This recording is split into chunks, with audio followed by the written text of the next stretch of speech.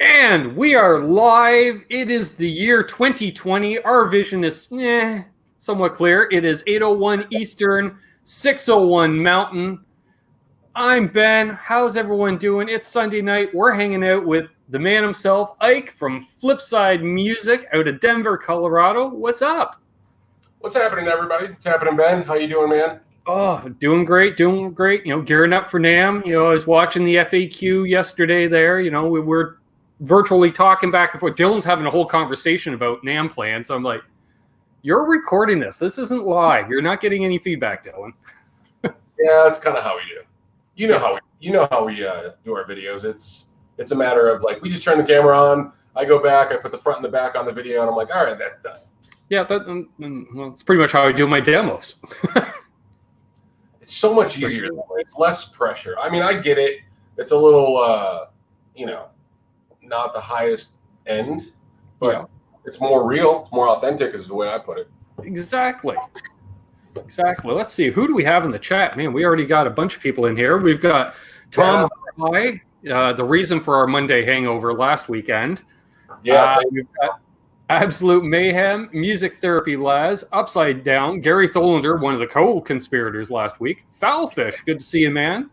Joe Hervey, Janice, Original Paramutant, Tempest, Terry's GG&G, JP Page 2, Pete Hickson, some guy named Flipside Music. Yeah, I'm not sure who that is. There's Mark Taft.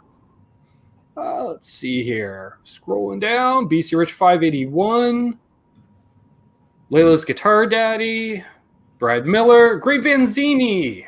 Good to see you, man. Great video on his channel. He's doing a bunch of Gretsch videos. Check him out.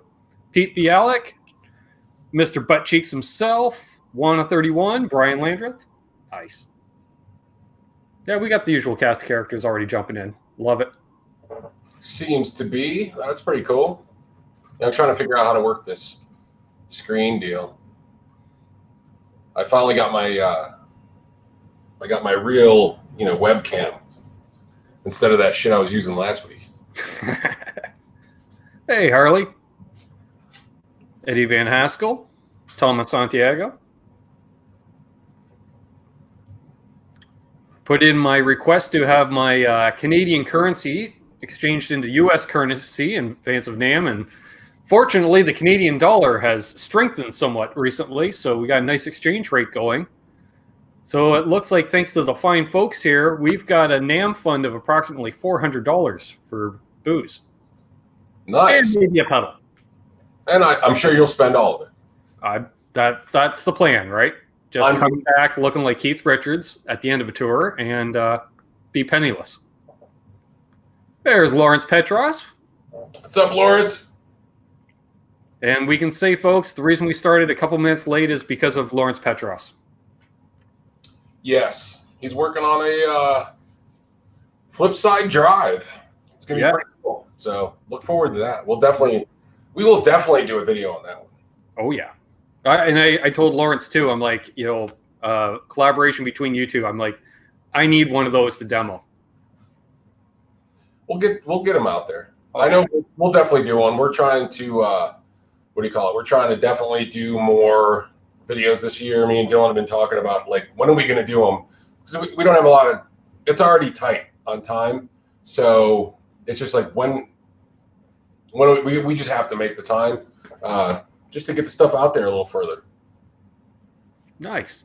Upside Down says this super chat. Well, first of all, damn. This super chat is brought to you by Joe Hervey 84. Now you gotta leave a thumbs up, Joe. Somebody had a thumbs down before we even started. Did you see that? Oh, yeah, that was there when I created the thing. That was one of the super fans. Oh, okay, yeah. He never watched. Got that one guy. Yeah.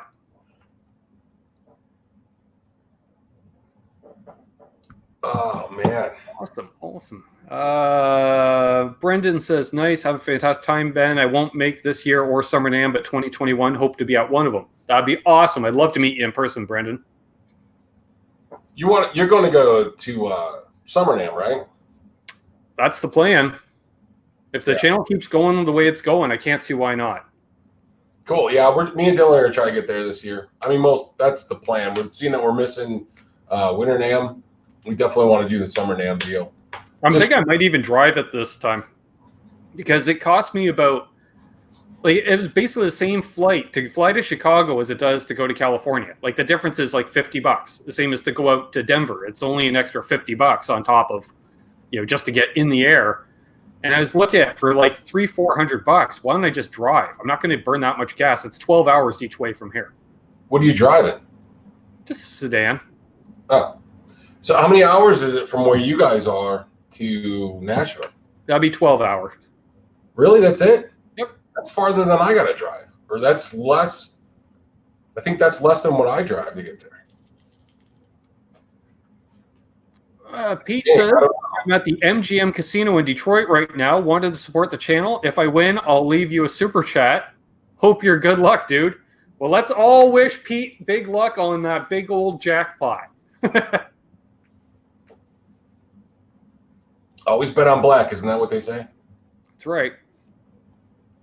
Lawrence is asking how everyone's weekend's going. My weekend was full of playing Lawrence Petross goodness because I got my 87 back along with that Vermin. So I'm in tone heaven.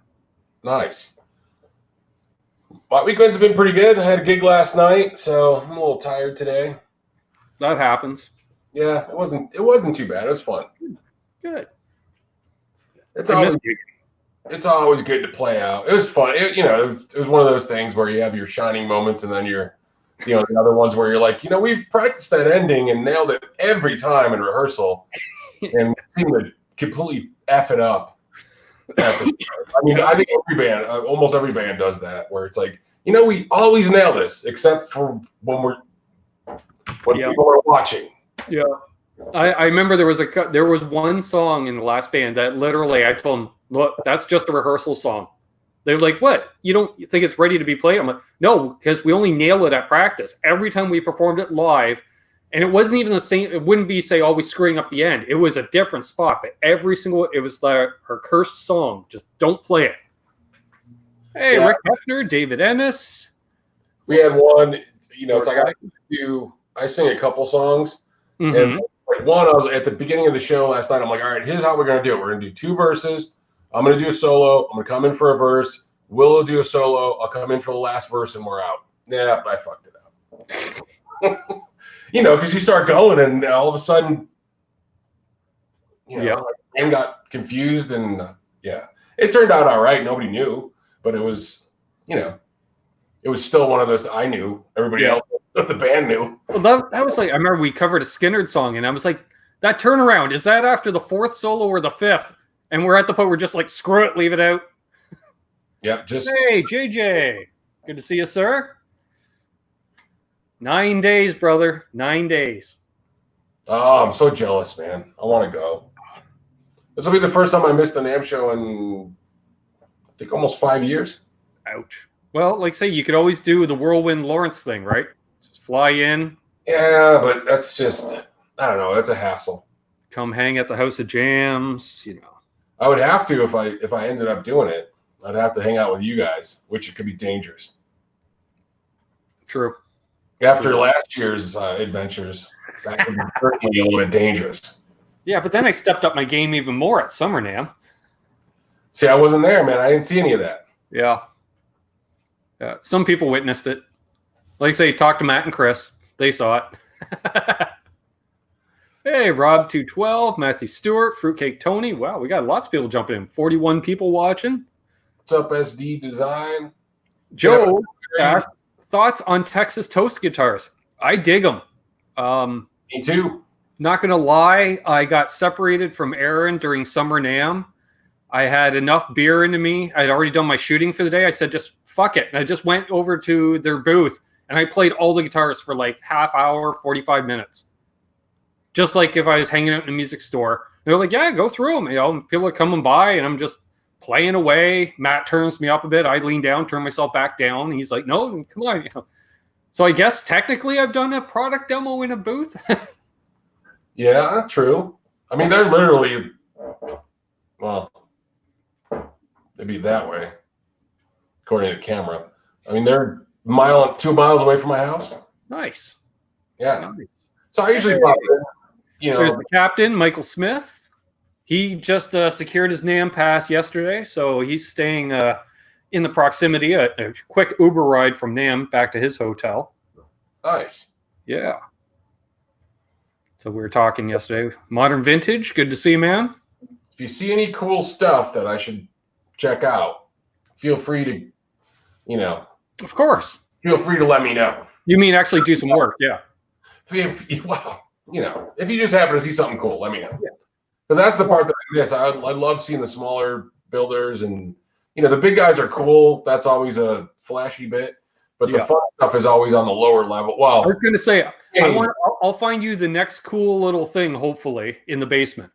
As long as it's not that fucking boomstick thing, you know what I'm talking about? Yeah. No.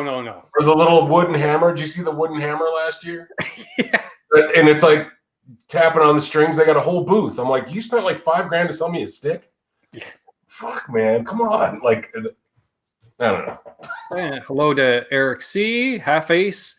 Geez, some of those companies down there, they're like, you have a 2-car garage, you can be a distributor. Like, no. I'm not importing, 53 Strat knockoff. No. Yeah, some of them are pretty funny. And some of them are relentless. Like I put my name down on one company downstairs, and they were just brutal, man. For like 6 months, they were relentless. Until finally, I was just like, you guys got to stop, man. I'm just gonna block you. It's like we're not gonna do it. Hey, buddy. Let's see. Pete's asking, is that a PV or a Fender behind me? The tweed one. That's a Fender Blues Deluxe. Same thing that Ike has behind him. I don't know how this camera thing works. There it is. There it is. Great Vanzini says, finally on his computer, any good NAMM rumors? Well, there's a new Steve Vai guitar. There's a new EVH guitar. There's 2 Friedman amps. I believe one is a shrunk down version of a current, and the other is an all new. Which the all new isn't really all new as much as a signature amp, we'll call it. In red. Reverend has some cool new guitars coming out. Ken has been teasing shit for about 2 weeks daily. So I talked to Ken a while ago. We're looking at probably doing a special run with the store. It's not going to be a designed guitar, but it's going to be a special color. I like it. So a variant, a store variant. Yeah, we're going to work on it. Because, I saw like, Chicago Music Exchange and Wildwood were doing it. And I'm like, you know what? Let's at least inquire and see if that's something that we could do. So we talked to him about it. I think it'll be pretty cool. We love the Reverend stuff. So yeah, I got 2 of them. Great stuff. I got 2 of them over here. Great Vanzini says he's a Reverend guy. I've been thinking about getting another one too. We got we got a bunch of really cool ones. So, what am I going to do, man? Was the gem guitar with 2 handles for real? Hope not. Fugly. Don't know about that. And hey to Dale Palmer. What's happening, Dale? Dale's in my old stomping grounds, man. That's right. He's in my hometown. Half Ace says he's got a Reverend on his lap right now. I hope a guitar. Yeah, me too. Well, that'd be quite awkward. Exactly. Very, yeah. All right. So what else? The other rumors I heard for NAMM 2020 is that there's going to be a closed cage match between Rob Chapman and Joe Leach from Riff City Guitar. I feel like that, that they're going to put. They might even put it out on the interwebs. Maybe a page. I'd watch. I'd live stream it. I'd love to have a watch party. Yeah. Yeah, that'd be great. And then everyone could post the reaction videos. Oh yeah. Dude, I can't believe how much that's a thing on YouTube. I didn't realize that until one night I was just searching through, and it was like so and so first time ever listening to Sabbath, and he's like, freaking out. And then I realized there's a whole bunch of people that are just listening to shit that they never listened to, and it's a reaction, and they got like thousands of subscribers, millions, just for oh my god, I didn't know. That's a thing. That's a whole fucking channel. Yep. Bearded Blues dude. Hello. Yeah, I don't understand how on the music reaction videos how they get around the copyright. Well, I mean, I don't know, to be honest, because I mean, I see some people doing videos where they're doing demos or they're doing something and they use, some riffs or whatever. But there's instructional videos out there of people teaching how to play the song. So, what's the difference between if you play it or if you're teaching it, you're still playing it? So, where do they draw the line and how does that work? I don't really understand. It depends on how long you play the song for. You don't get nailed right away. Because I've noticed if I keep it to a verse and a chorus, I'm good to go. That's how I get away with it on Monday nights. But then I got a song stuck in my head and I played a good half of the song and everyone loved it in the chat and I got nailed. Like 2 weeks in a row I did that. Huh. White Stripes and it wasn't even, and that was the funny part. The second time I covered a Collective Soul Shine, but I play it my way, which is the way I used to perform it, much more up-tempo and stuff. And I didn't even get nailed by Collective Soul. I got nailed by another artist who had released a cover of it. Really? But then they looked it up, and it would be like, it'd be like if a major artist had done a cover of it their way. Yeah, it's weird how that whole thing. Hey, somebody, 6-string Brian asked me what's my dog's name. So that's Dave over here. Dave, buddy, want to say hello? Hey to 6-string Brian, Guitar Man 45, Dante, aka Old Man Dan. Bunch of folks. That's Dave. That's Dave. Nice. Yeah. They're hanging with me. Right, buddies? Right, buddies? Bearded Blues dude says I got copyright on Old Lang Syne. Yeah, isn't that public domain? I was going to say, that's got to be a public domain song. That can't possibly be. Unless Disney bought the rights to it. Or Gene Simmons. Yeah. Hey, Ron Lumber. Modern Vintage says the new Dookie Drive version 2 is up on Reverb already, but hasn't been announced yet. New color scheme for 2020 still limited? Yeah, I guess not, eh? And okay, Upside Down just said, Ike, did you see Riff City took shots on Rob Chapman today? I did. I cooked up a big batch of popcorn and read the whole fucking thing. Yep. And sent me the link too. Yeah, I sent a couple people that I thought would like a lot of you guys. We've had history with Chapman Guitars. We were the second dealer to bring Chapman Guitars into the U.S. Not that anybody ever mentions that. Not that. Well, there's right, and this whole controversy, this whole thing that's happening is pure entertainment and joy for me. Yep. I also remember us leaving a bar after a few beverages, and you said, if you see Rob Chapman, you know what to do. And I'm like, yep. Lawrence is asking, so Chapman is YouTube's latest punching bag? I think it's more, we're looking at the end results, the chemtrails of a bitter divorce between Joe Leach and Rob Chapman. Yeah, basically that's what's happening. I mean, both parties made their bed. You know what I mean? And so they're both. I'm trying to put this so I'm not being a dick. They're both not great. Mm-hmm. And so what happened was they both are of the same mindset. So what happened was eventually that shit was going to happen. Yeah. You know, Joe's kind of complaining or mentioning the fact that Chapman went over to Guitar Center, and so their sales went down. And I don't believe that was the sole reason they went out of business. I think there's other contributing factors. I mean, this is a music retail is tough. Yeah. But what some people don't understand is like what Riff City did to the other small dealers that brought the Chapman guitars in on the early days. That's karma, baby. Yeah. Exactly the same shit he did to the smaller dealers is what Guitar Center did to him. So to think it would be any different, I mean, you're just being foolish. It's kind of like if you got a girlfriend that you got because she cheated on her boyfriend. Are you going to be surprised if she cheats on you?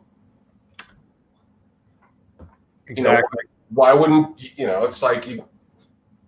All right, we have from an unverified source, Upside Down, saying the post has now been taken down. Really? Oh, no. I just clicked on the link that you sent me. It's still there on the riffcity.com. It's on their second channel or whatever that was. Hello to Four Walls Music, Fast Eddie VH. I could tell my side of the story up until a certain point, up until we weren't.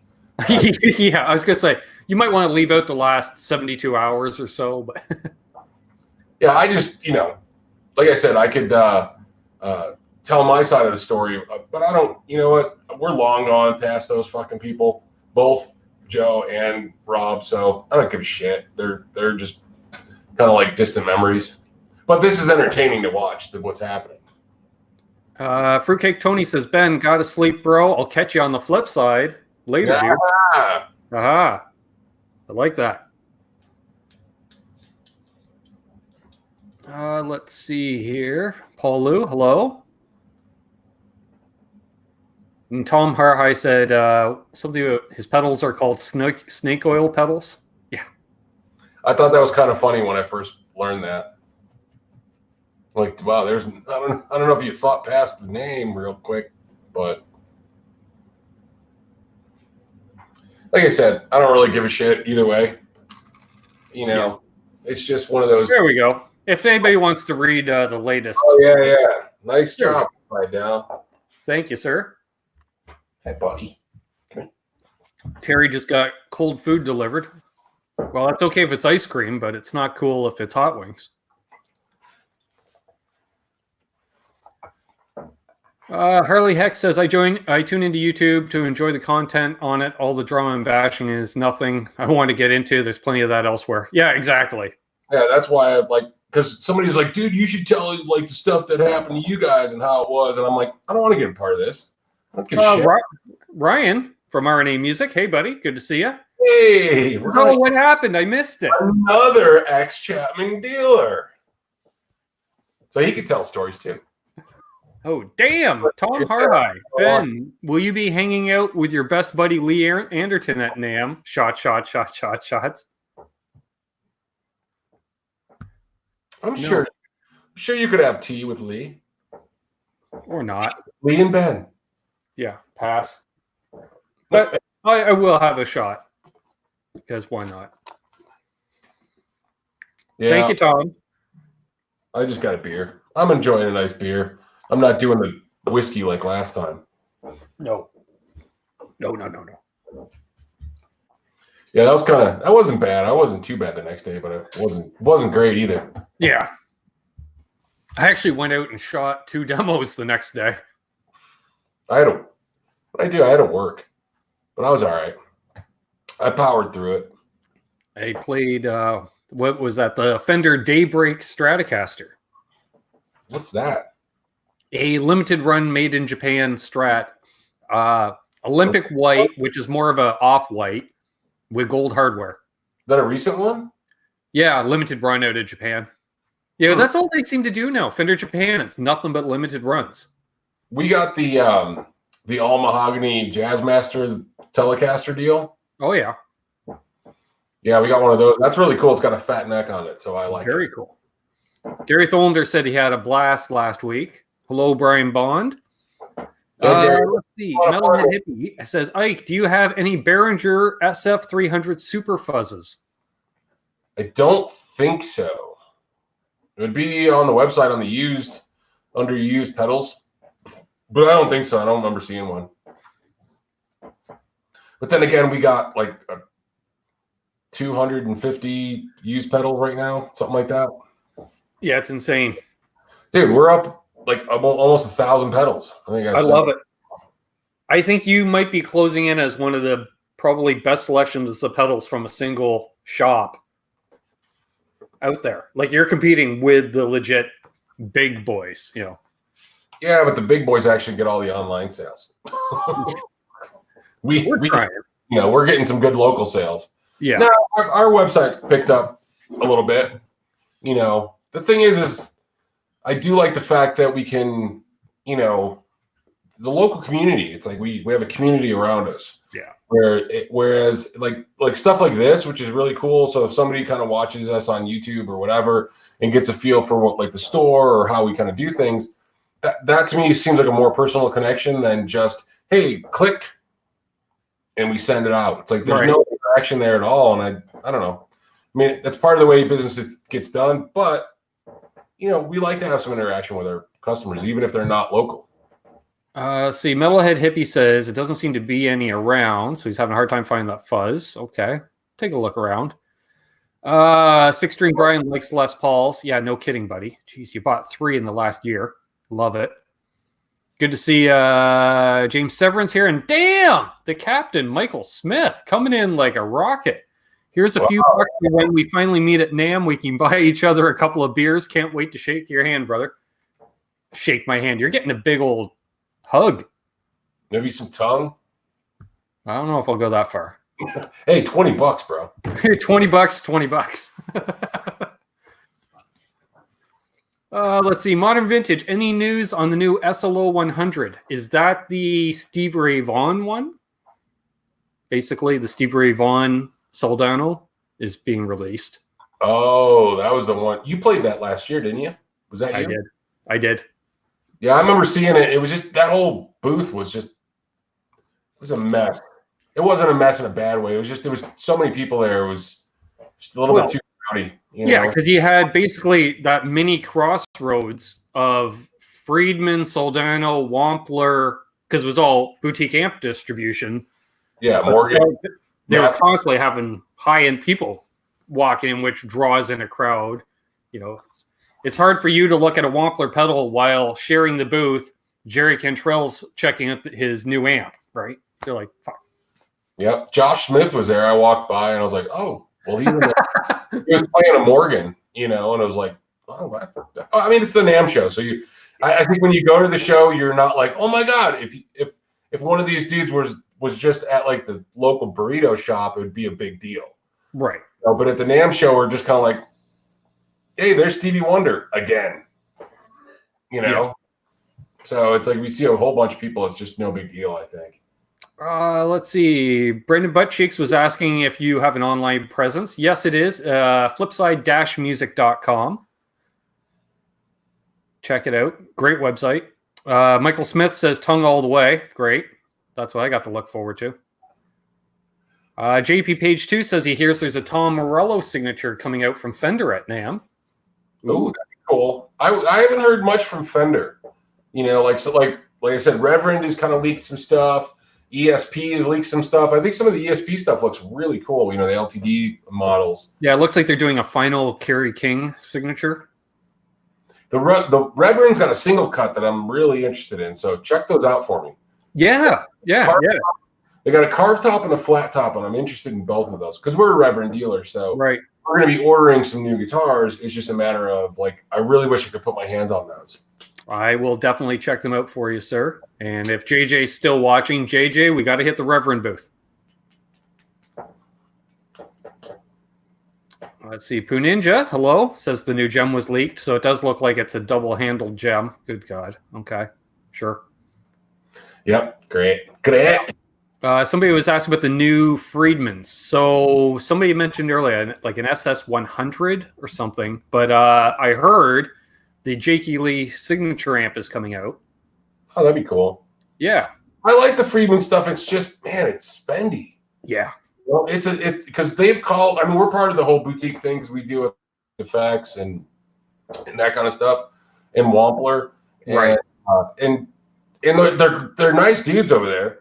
It's just, man, I'd like to get that's a whole nother level of like boutique-y stuff. The Morgan stuff is great. Yeah. And I talked to him last year and he's a really cool dude.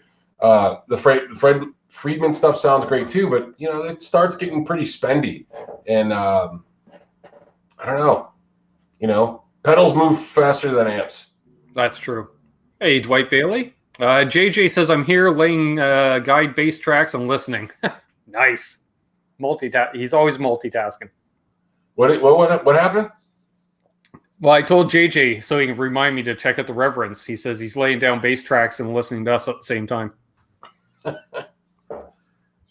So Brendan's looking for a mini fuzz pedal. Any recommendations? If Lawrence is still in the chat, I don't know. Do you still have any of your mini fuzzes left, Lawrence? Yeah, he's got a really cool one. I mean, the foot fuzz from JHS is good. I mean, there's a lot of options out there. It kind of depends on Mythos. Where you're going from. Mythos pedals. They've got the mini Golden Fleece. Michael Smith's got to head out. See you, Captain. I'll see you in about a week and a half, buddy. And he was saying yesterday how much he loves your shop. Who's that? Mike. Oh, yeah.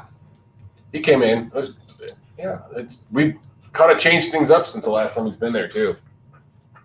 Hello to Martin. Lawrence says, I do have the Palo Verde Mini Fuzz Boost. Yes, one knob, fuzz and boost in one. Very cool.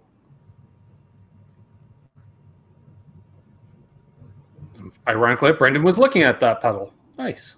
Good pedal. Yeah, just check out an RJ Ronquillo video. Of course, he can sell any pedal watching his demos. That dude's just, he's just a great player, man. I mean, he's a session musician. I mean, he can, he nails that stuff. He's paid to do shit. Hey, Jay Steen. Good to see you, man. Mayhem says can't go wrong with LPD pedal. Sure. Yeah, Mayhem's doing all the digital stuff, but every time he comes over here, he's like, God damn, those pedals sound good. I know. They do. I mean, I think there's place for all the stuff. You know? It kind of depends on what you're doing. Like, we got one of the Rev D20s at the shop, and what a great amp that is. It's a great pedal platform. You can record with it and all that stuff too. So there's so much cool stuff on the market right now. It's kind of incredible. Hey, I wish we could get all of it. Yeah. Dana, New Jersey. Hello. Yeah, or was it YouTube karma for me? I sold a pedal the other day. Dropped it off to the guy. Come home, checked the mail. There's my package from Lawrence with my new pedal. Nice. Give a pedal, get a pedal. Yeah. Yeah, somebody said we're the golden age of musical gear. I kind of feel like we are. Mm-hmm. And we had a lot of cool stuff. There was a lot of stuff that came out in the 90s. I really feel like the stuff we have now, though, there's a lot more quality to it. And especially with a lot of the solid state stuff that we're seeing now. I mean, the level of quality is, with the Helix stuff, with the Boss Katana stuff, even with all the, positive grid and all that other shit. It's like you could get away pretty cheap now and still be okay.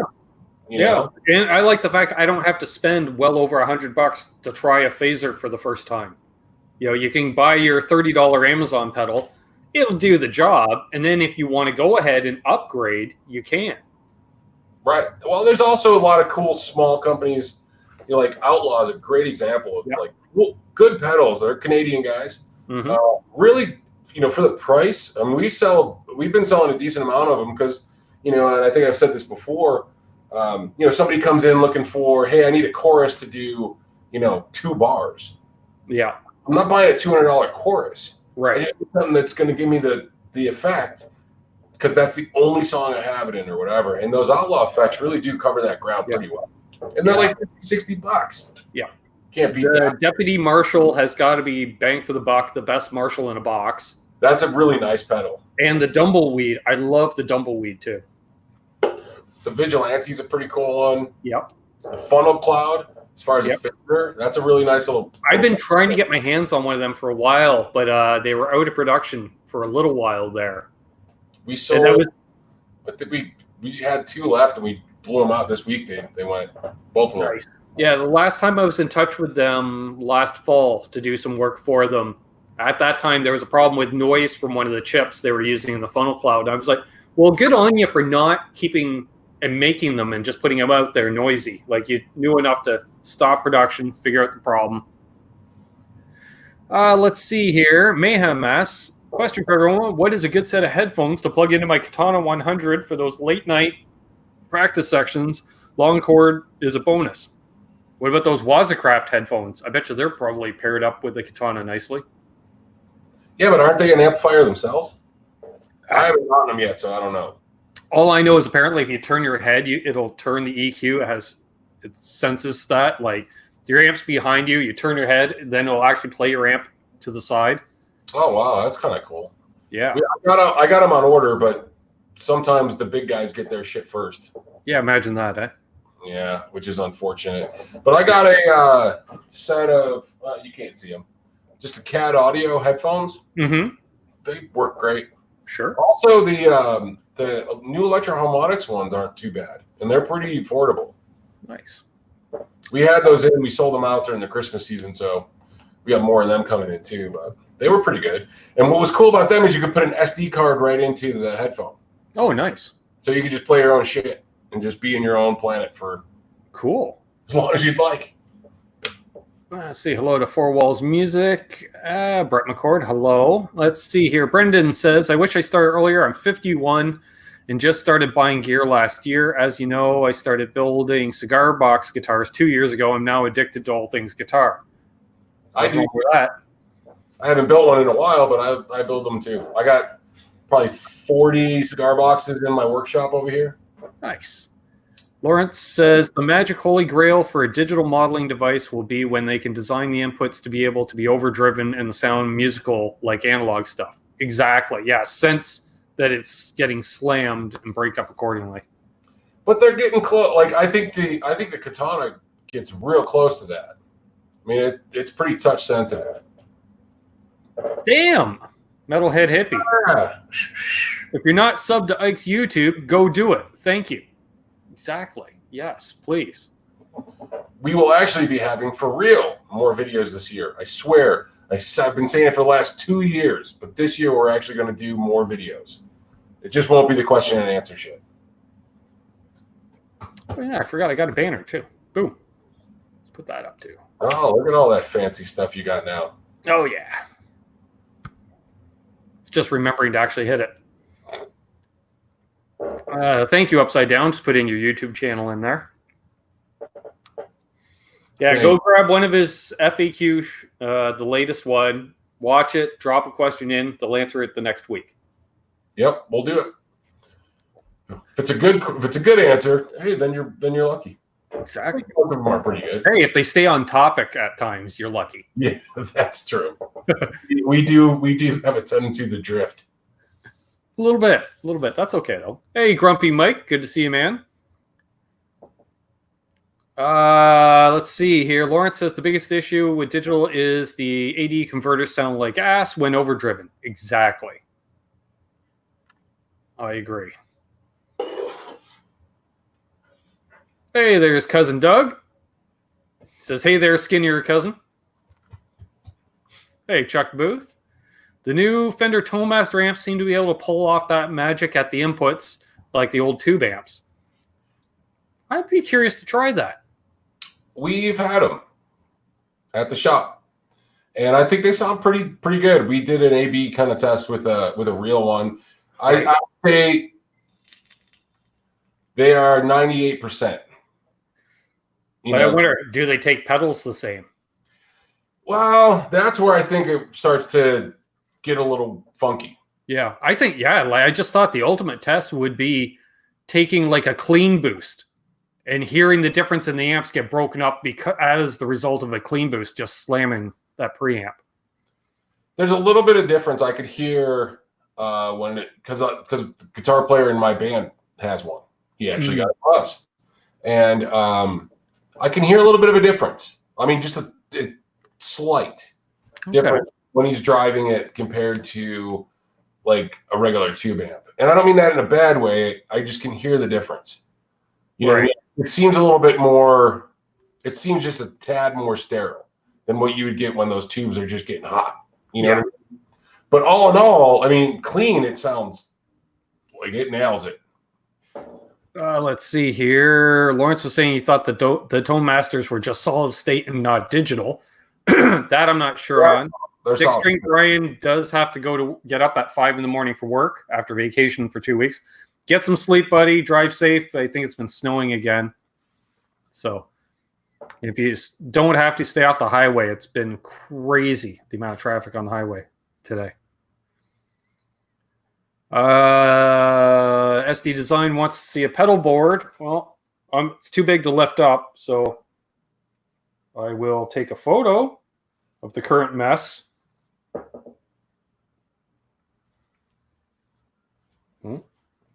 Hate it when you take a photo and it rotates at 90 degrees.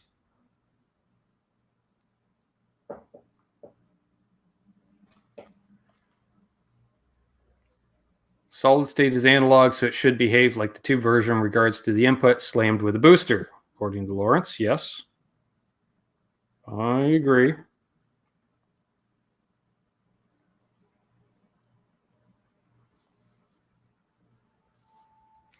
All right, how do I present myself a bit? There you go, folks. There is the pedal board, if it decides to focus. Yeah, LPD.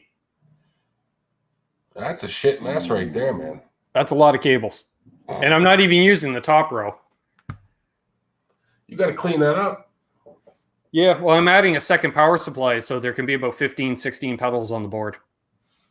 I just got a bigger board from the shop, just because I got a bunch of stuff that I'm not using at all, and I figured I could just build a kind of board that I can interchange, or maybe use something like the Electro-Harmonix parallel or tri-mixer.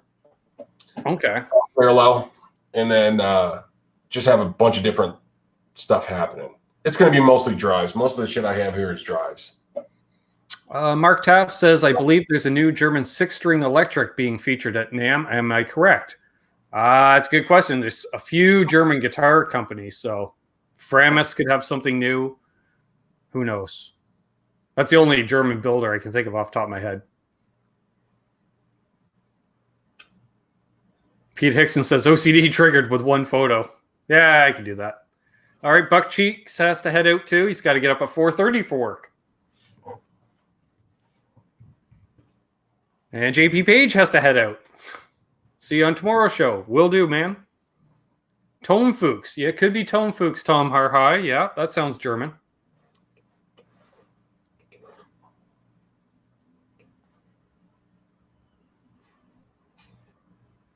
Nice. We got 68 people in here still. Keep those questions coming, folks. Anything folks in the chat want me to check out at NAMM, since basically everybody should be there. Metalhead Hippie asked me favorite doom, stoner, sludge band. I'm kind of partial to Earthless. Nice. Yeah, Dylan plays a lot of it at the shop, so I've kind of Sleep and Earthless are probably two that we hear quite often at the shop. So nice. Lawrence comments, I forgot to mention, I will have a new limited run of the Vermin in white, with white knobs, coming out soon. Nice. I predict that the Vermin will be one of the new production pedals from Lawrence Petross design, possibly by the end of 2020. The Lost Dutchman and the Vermin. Great Van Zini says, I'm retired in West Coast, so I should try to be up by 10 or 11. Well, I try to be up by 10 or 11 each day myself. I wish I slept that late.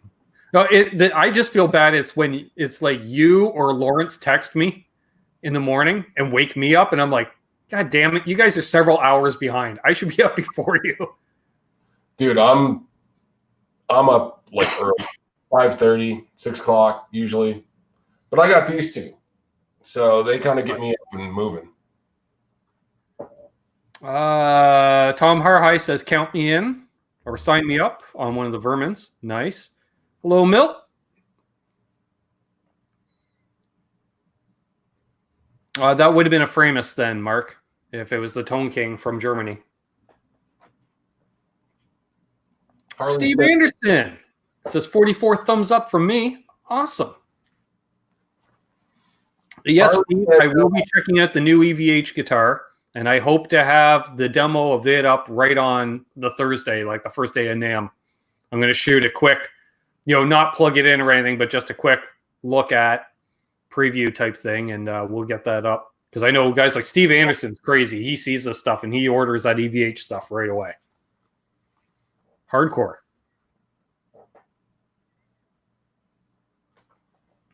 I think Harley asked about, said something about a Naga Viper into their Fender Vibrolux. Yeah. I highly recommend a treble booster. It's a misleading name for a pedal, but it does fatten shit up. I got one. This is actually one from a local builder.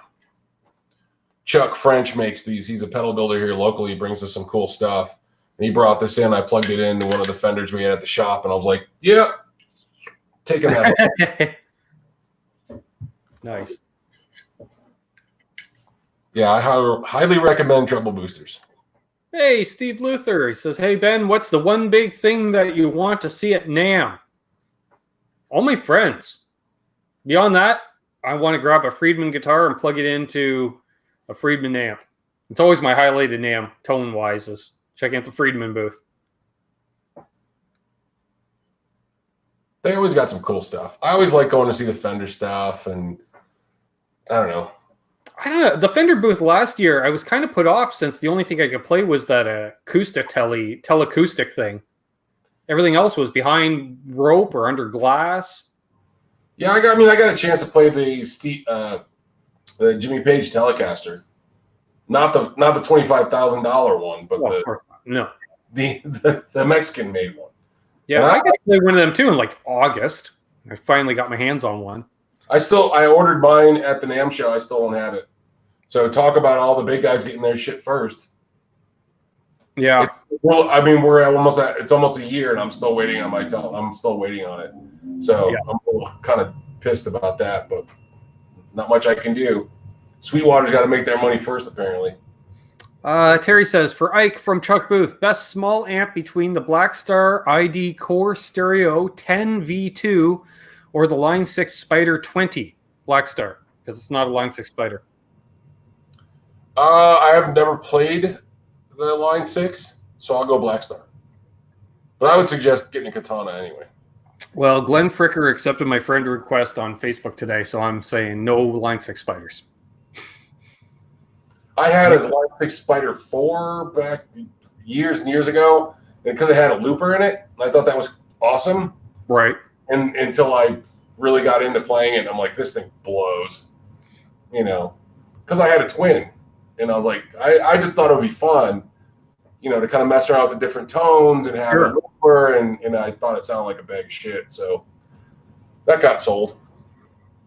And that was the last time I ever gave Line 6 any money. Upside Down asks, would you get an HX Stomp or the Blue Guitar Amp 1 Iridium? Does the Blue Guitar have all the stuff that the HX Stomp has in it?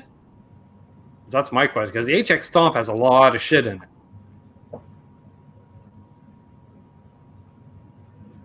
Ike has a question. I'll tell you the treble booster I'd like to find, and they are very hard to find. It's a 65 amps color boost, he says. Ooh. I haven't seen one. Yeah. Upside Down says, okay, the Blue Guitar Amp doesn't have all the features that the HX Stomp is. I'd probably get the Blue Guitar Amp then, because I like my actual pedals. I'm not big on the digital pedal thing. On the treble booster thing, I wouldn't mind trying to get a Texas Ranger. So if anybody has one, feel free to contact me.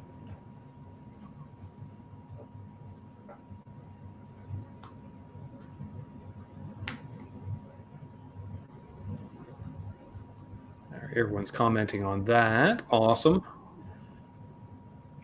I was wondering, did Lawrence ever mess with a treble booster type pedal?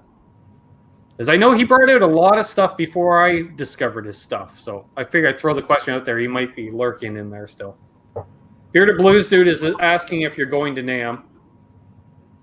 If so, when will you be back in the shop? I'll be in the back in the shop in in about 14 hours. So tomorrow at noon. we open. I'll be there. Upside Down says, I just wanted a new piece of gear, LOL, and was torn between the two. Get one of those new Vermin pedals, Upside Down. There's your cure for gas. Or, if you don't want that, wait a little while and get the Flipside drive. Yes. Milt asks if I've ever played a Hughes and Kettner. Yes, my cousin had a couple back in the 90s, 30-watt 112 combos. Sounded great. Got the best pitch harmonic because it was one of the first high-gain type of amps I'd played through where you can get those really nice squealy harmonics. He ran 2 of those in stereo. I played a few Hughes and Kettners over the years. I always thought they were great amps. They have their own tone. I don't know if it's my tone, but they have their own tone. If I was to play through a dirty amp, I'd probably want a Hughes and Kettner. A Hughes and Kettner would be good as a dirty amp. I don't know how they are as a pedal platform. Probably decent. German. They know how to engineer shit. Yeah, they usually do fairly well.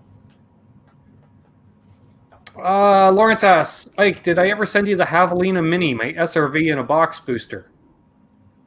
I don't think so. Here, I can find out though. All right, see you, Poo Ninja. Hope you're feeling better soon, buddy.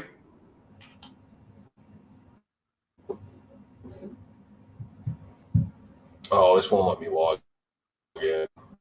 Blah. But I don't think so. Do I have the Javelina? No, I don't have the Javelina either. No, But feel free to send one. Feel free to throw it in the box. Hey, while you're there, Lawrence, me and Dylan both want a 74. So if there's any package deal for us personally, feel free to send terms and conditions. Because I was playing it yesterday extensively, and man, I just freaking love that pedal, dude. So that one's going to make it on my board for sure. Lawrence says he'll send one with the Flipside drive. So there's your Javelina. We'll see if he can send a couple 74s, and then he'll just invoice you. Yeah, I got to.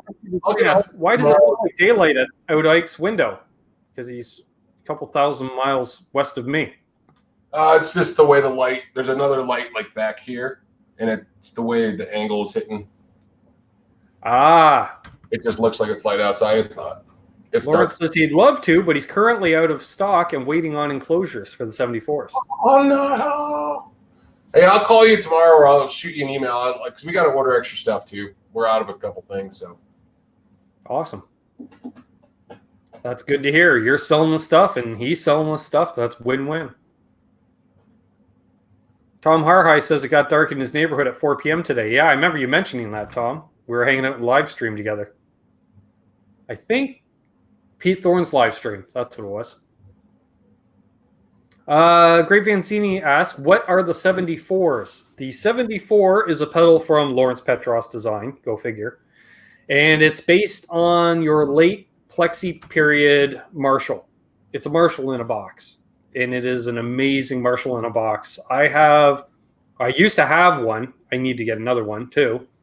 So yeah, throw me on the list for 2020, Lawrence. I'll get one this year. On the channel, I did do a demo of one back in July before I sadly traded mine away. And Lawrence warned me. He goes, what's the trade you doing? I told him, he goes, you're going to be disappointed. He goes, it's a decent pedal, but you're going to be disappointed. And yeah, I was. Hey, Adam D. Yeah, it's definitely a solid one. Like I said, I finally got a chance to take it through its paces yesterday. And man, I love it. It's AC/DC in a box. Yeah, but it's more than that too. Yeah, it's definitely like that was for me. Like I just hit a D into a G, and I'm just like, damn, okay. But it's definitely got that Marshall thing, but it feels kind of amp-like, right? You know, and that's what it really is like. Okay, I don't know. Harley Hex says, so the 87 pedal is basically a Marshall Jubilee in a box? No, it's like a modded JCM in a box. A Jose modded JCM. Which, if you know your 80s tone, a lot of the 80s music we listen to is Jose Modded Marshalls.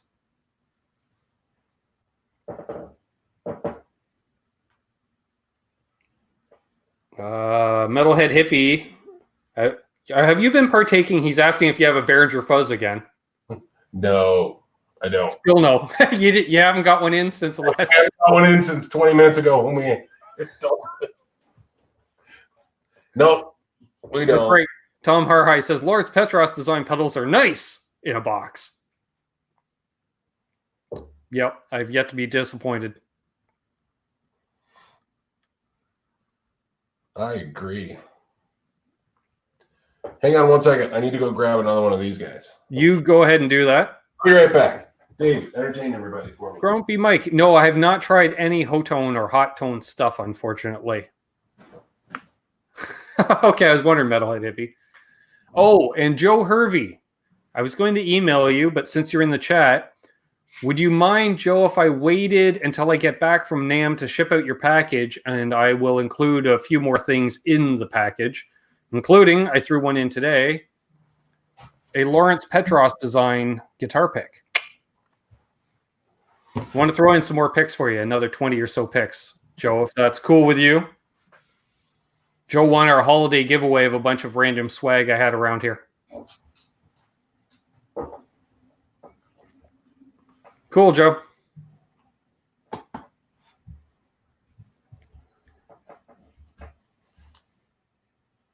Nice, Terry.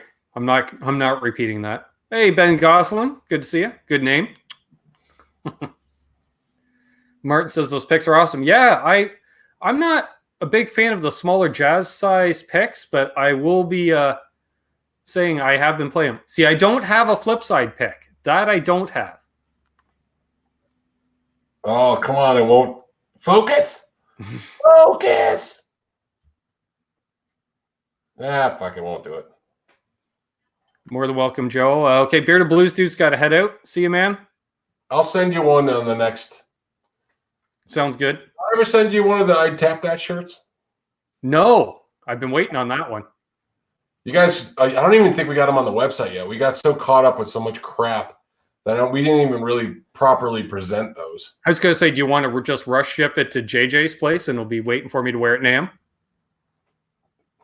Well, yeah, what's today? Today's the 5th. Yeah, I can get it to you guys. Yeah, no, I'll get one for both of you guys. Then you guys will look like a little team. There we go. That team. Well, in that case, Aaron would need one too then. Yeah, the Flipside, what they call it? Street team? The Flipside street team at NAMM? Yeah. I dig it. Properly chemically balanced. The chemically balanced street team. Or chemically imbalanced. Yeah, I'd send you guys some shirts. Is JJ still in the chat? Let's see. JJ, you still listening in, brother? Or is he busy laying down a bass run? He's probably laying down some stuff. Well, I've got to get his street address from him anyways for customs for me to fly. Yeah, give me the information and shirt sizes and that shit, and I'll send you guys stuff. I shall do that. SD Design asks, question, favorite Boss pedal? Why, mine would be the Boss CE2. JJ, send me your full street address. He just said present. Hyperfuzz and the Fender Deluxe Reverb. Nice. So yeah, this is 65. Basically, it's a 65 Deluxe in a box. Nice. This is great when you're playing through a Pro Junior because it makes your Pro Junior sound not shitty. So yeah, JJ, send me your full street address because one, I need it for customs, and two, Ike will hook us up with some shirts to wear at NAMM.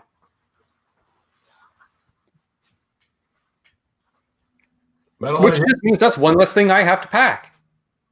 There you go.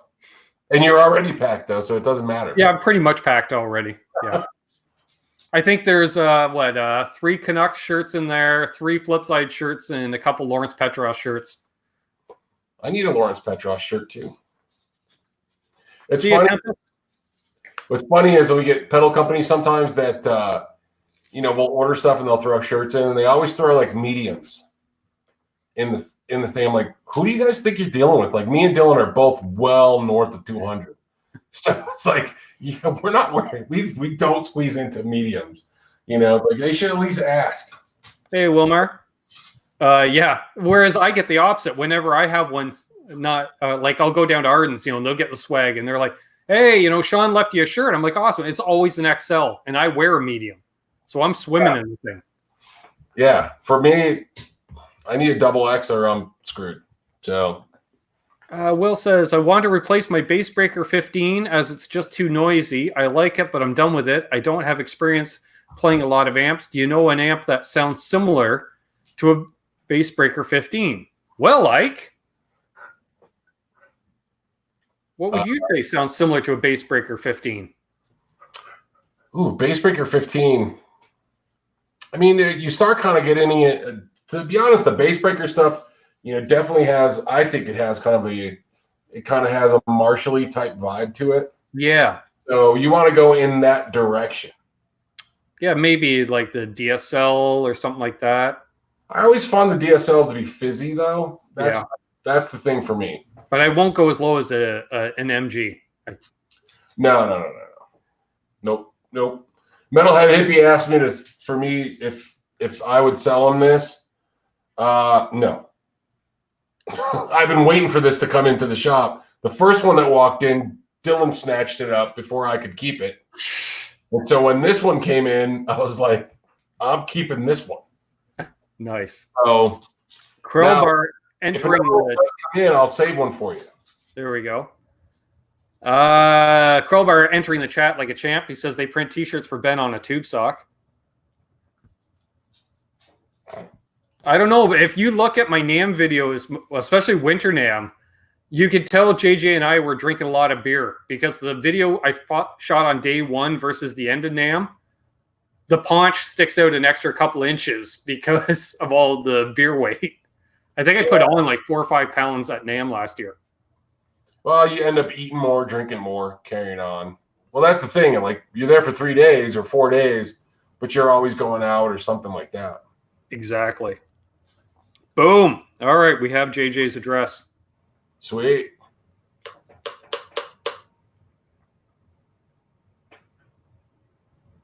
Ooh. You gotta go outside? Yeah? Okay, that means yeah.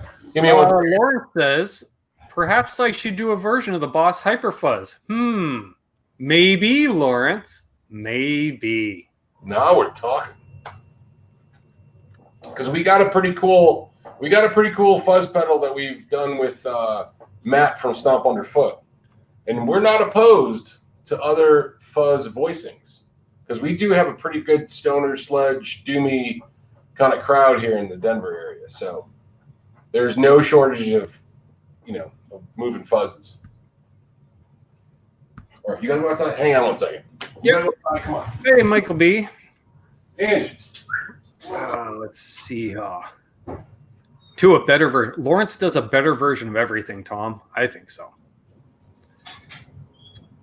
Joe, you're asked with like a 6505 in a box. I'm not sure about that, but I do know the 5150 in a box is the 5150 pedal. That is a high gain pedal. You can get your squealies on real fast. Oh, yeah.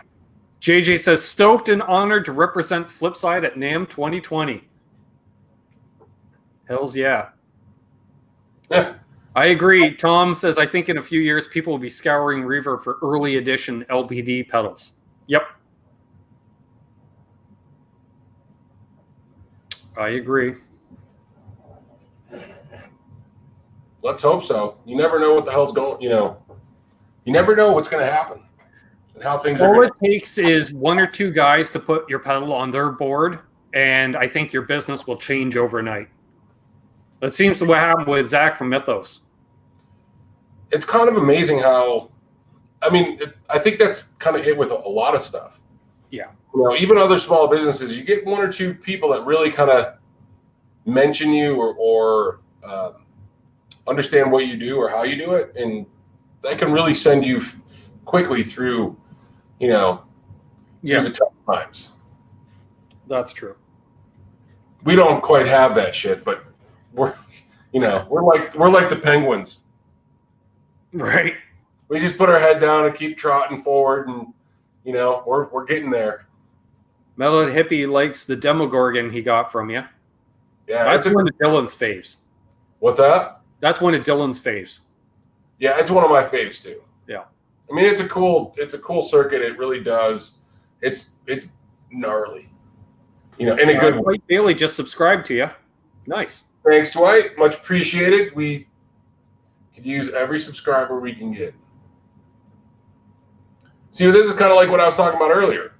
You know, like these kind of things, it's like they give you, you know, these kind of live streams give people an opportunity to kind of get a feel for the person that they're dealing with on the other end. Exactly. When they're buying something. And that, I think, means, to us, it means a lot. I would much rather have people that understand how we do business and get them one at a time or a few at a time because they saw it than, you know, just some dude that clicked on a button because the AdWords and then they hit buy and it was impersonal. Yeah. See, folks saying hey to each other. Nice. Michael B is asking for a link for Ike. If someone could post the YouTube channel in there or in the website and such. I know Upside Down and Terry have those links handy, so see, boom, there it is. Tom says the personal relationship means more than a quick discount. Exactly. Absolutely. Because we got customers that have come in for years now, that have bought, sold, traded. We've helped them out of situations, and they understand how we do business. And it's like we have no problem working good deals. We're fair. You know, I mean, we're not a pawn shop, and nor do we want to, you know, operate as such. So people, you know, they get it. We're a business, and we do need to make some money. Right. But if you come in and buy strings from us and cables and shit like that and pedals and other stuff, well, when you go for that bigger purchase, you kind of got a little juice in the tank. You know what I'm saying? Yeah. Like we got one customer who's brought us a couple amps on consignment. He's bought some pedals from us. He buys his cables and his strings. Sometimes he kind of really goes out of his way to come to see us because he's got a GC closer to him. But he requested a guitar that he really wanted for a band that he does. He's got an 80s cover band. You know, they wear spandex and fucking wigs and shit. You know, they do the whole thing. And he wanted a specific guitar, and I got it for him. And I gave him a good, you know, I gave him a better deal than I would have given most other people. But the guy continues to come in the store. And so, you know, we could do those things, and that's where that personal relationship comes into play. You know what I mean? Pete Bialek's reporting in. No super chat, bud. No luck at MGM. Damn. Well, we tried. Wait, what happened? He's gambling, and apparently he didn't win. Wait a minute. You mean Vegas won and you didn't? That doesn't seem right at all, man. No. That doesn't seem predictable. No. Tom Harhigh wants to take a trip to Colorado to see Flipside in person.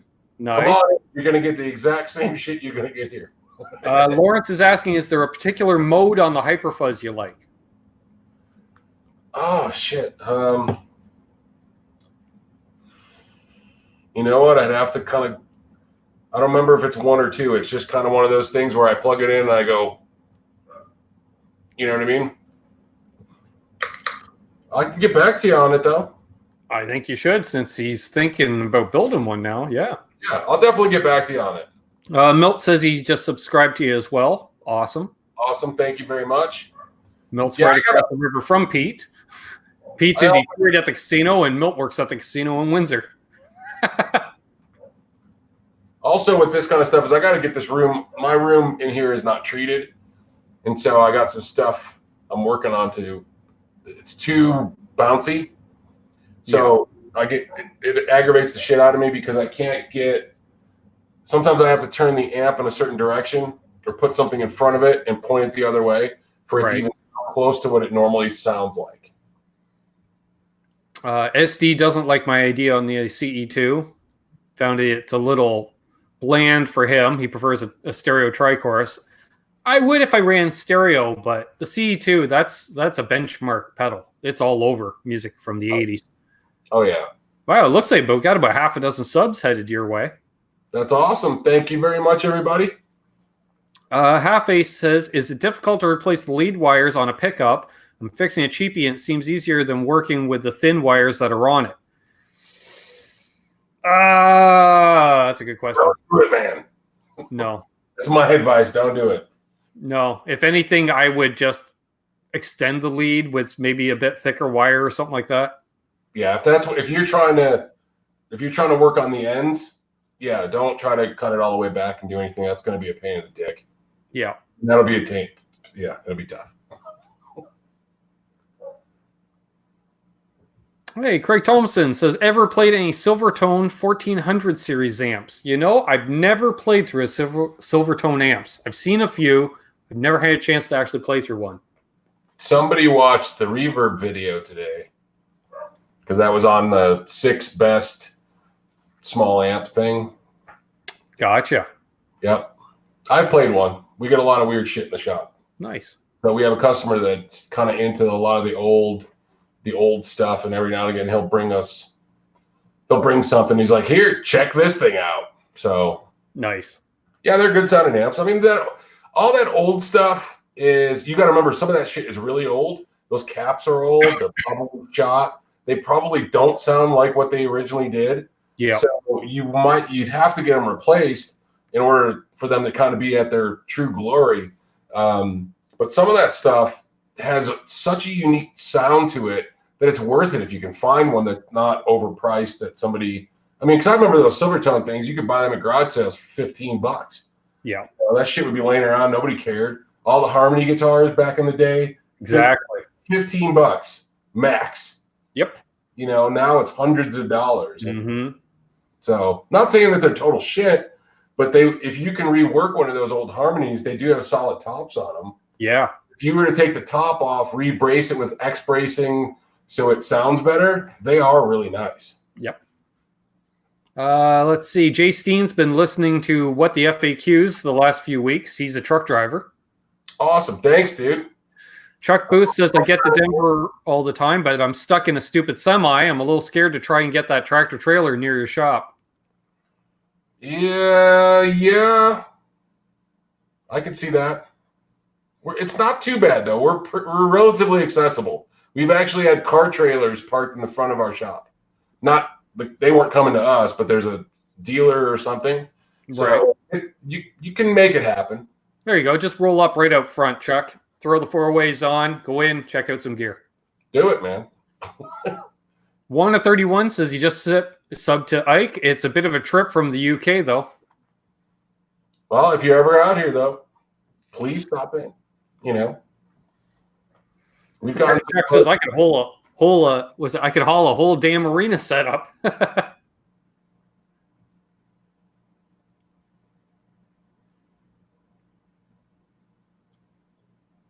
Trying to read through this stuff. Yeah, same here. Jeez, it's going pretty quick now. How many people are on this thing? We got 70 people watching right now. Nice. Oh, cool. Thanks everybody for tuning in. I appreciate it. If you're new, please subscribe. If you're enjoying the show, find us. We're going to be doing more. We'll be doing more videos this year. A little more playing, trying to get a little bit more guitar time myself so I could do some stuff and not feel like a freaking hack. Still waiting for the FAQ from Red Rock. Yeah, we got to do that. We have this list of shit videos that we want to do, and we got to find the time. You know, we got to find the time to do them. We got to make the time to do them. But we do have, that's on the list. The Red Rocks one is on the list. Nice. You know, I got that shitty little camper that I bought. I was like, I should do demos from the camper, like demos from the road.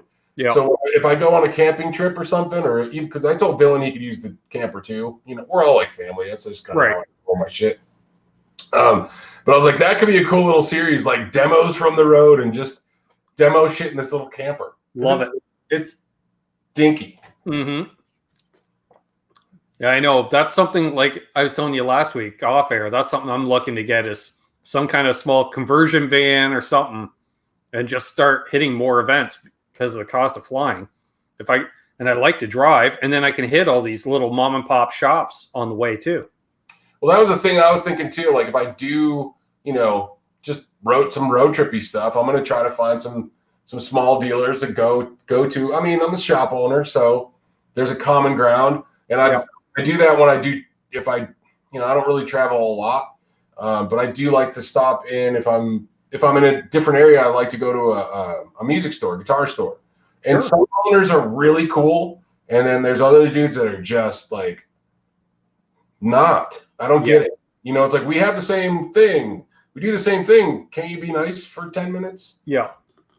Like I stopped into Wolf Guitars in Jupiter, Florida when I was down there, and I ended up talking to Mr. Wolf and the other guys, and I was probably there for about an hour and a half. They got a Plek machine. They showed me all the Plek machine stuff. They're one of the biggest heritage dealers in the country. Nice. But yeah, we were just, we're talking amps and guitars and cool stuff. And they were really nice. And I appreciated the fact that they were gracious. Mm-hmm. And then recently I stopped into a shop, and the guy was kind of a douchebag. Like he was very like, I toured with Tracy Guns. And I'm like, really, dude? That's your shit? Like, you're going to be a dick to me because of that? Like, it was just a weird confrontation. Not a confrontation, but it was just a weird dynamic because I'm like, all right, I figured you'd at least kind of somewhat be nice, but it's different, I guess. That's not what you get with our store. I'll tell you a bunch of dick jokes if you come into my shop. That's right.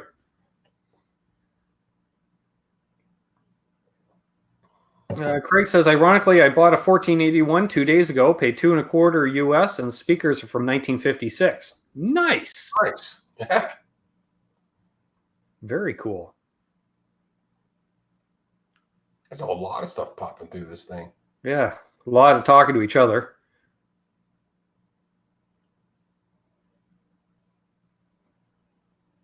That's right, Tom. Free dick jokes with every order. Absolutely. It's how we do it. Or that's why we pair well as sponsor of channel. Free dick jokes and hot sauce. Come down to Flipside Music. That's right. Oh yeah, send a bottle of hot sauce too. Oh, okay, I can do that. I think I should be able to travel with that because I can travel with airline bottles alcohol apparently. Oh really? Yeah, I just found that out. Apparently, a guy. I'll send it to JJ's house. Yeah, apparently, this guy said you can carry up to 8 of those airline bottles of booze onto a flight. And I was like, well, screw these $15 cocktails on the flight. I'm just packing booze for this flight.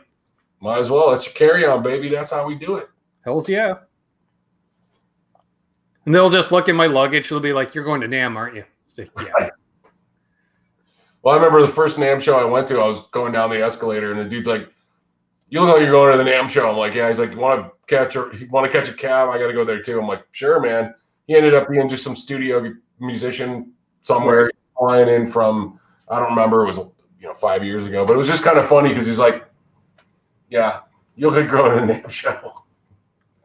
Yeah, for me at Customs last year, it was because they had updated. They're like, so where are you headed? I'm like, Orange County, California. Well, whereabouts? I'm like, I don't know. I'm staying at a guy's place. I'm going to trade show. And he looked at me. I'm wearing the Flipside shirt, the hair's down, leather jacket. He's like, you're going to NAMM, aren't you? I was like, he says, yeah, I've had a lot of musicians come through the airport today because we were all flying out due to weather. Pretty much everybody flew out that one day last year. Yeah. Yeah, it's funny who you see in the airport and find in the airport. A few years ago, I ran into the guys from Hendrickson Amps, which aren't very far from here. But you just don't know who's going to be there. It's kind of funny, I think. I was doing a live stream from the Toronto airport, and a guy who lives about 75 miles east of me, he's a pro sound guy. He was walking through waiting for his flight. And we kind of looked at each other, and you can see it in the live video because I'm holding my phone up live, and all of a sudden I'm like, I know that guy. Sure enough, on Facebook, I'm on there after I go live. I see checked in at Pearson International. I'm like, hey, did I just see you in Terminal 2? He goes, I thought that was you. Head to NAMM? Yeah, of course. Yeah. So my knees hurt asks, do I make my own hot sauce? We have a hot sauce company called Danny Cash locally, and they actually make some hot sauce for Billy Gibbons. So I told them if Billy ever comes in to pick up his stuff, they should also call me to pick up my stuff. That's right. But they're the ones that actually make the hot sauce for us. We could. And Billy always carries hot sauce on him. I'd like to get some Flipside hot sauce over to him if he ever has a chance. Yeah. But it's one of their. It's like their sriracha sauce. Okay. But if I ever have the time to actually make a proper hot sauce myself, I would do it. It would cost about $1,500 though, because you got to do the whole FDA thing, and it's got to get processed and all that shit. But maybe someday. I'm a pretty solid cook, so. Nice. Well, go figure. Italian guy working in the restaurant industry for a number of years. I know how to make some food. Which is another reason I'm looking forward to a trip out to Denver in 2020. Yeah, dude. We'll get you out here, man. Figure out something if you want to come out. I'll definitely put out a spread, man. We'll fatten you up a little bit. I need it. If my grandmother was still alive, she'd say you're too skinny anyway. Well, of course. Come on, like I'm 6 feet tall and 150 pounds. Yeah, I'm a little bit more than that. Yeah, I'd love to come out there. We'll shoot a bunch of demos, maybe guest on an FAQ episode. Who knows? Absolutely, man. Well, maybe that's it. We could do the Red Rocks. If we don't do that video by then, maybe that's what we'll do. We'll plan it on a weekend when there's nobody at the venue. Right. Because you could sit on the stage. We could go literally on the stage. Nice. Same stage as like the Beatles played, all these famous bands. It'd be pretty cool. Very cool. Hey, Chris Andrus. Good to see you, Chris. Doss Metal said Reverend Billy Gibbons graduated from my high school.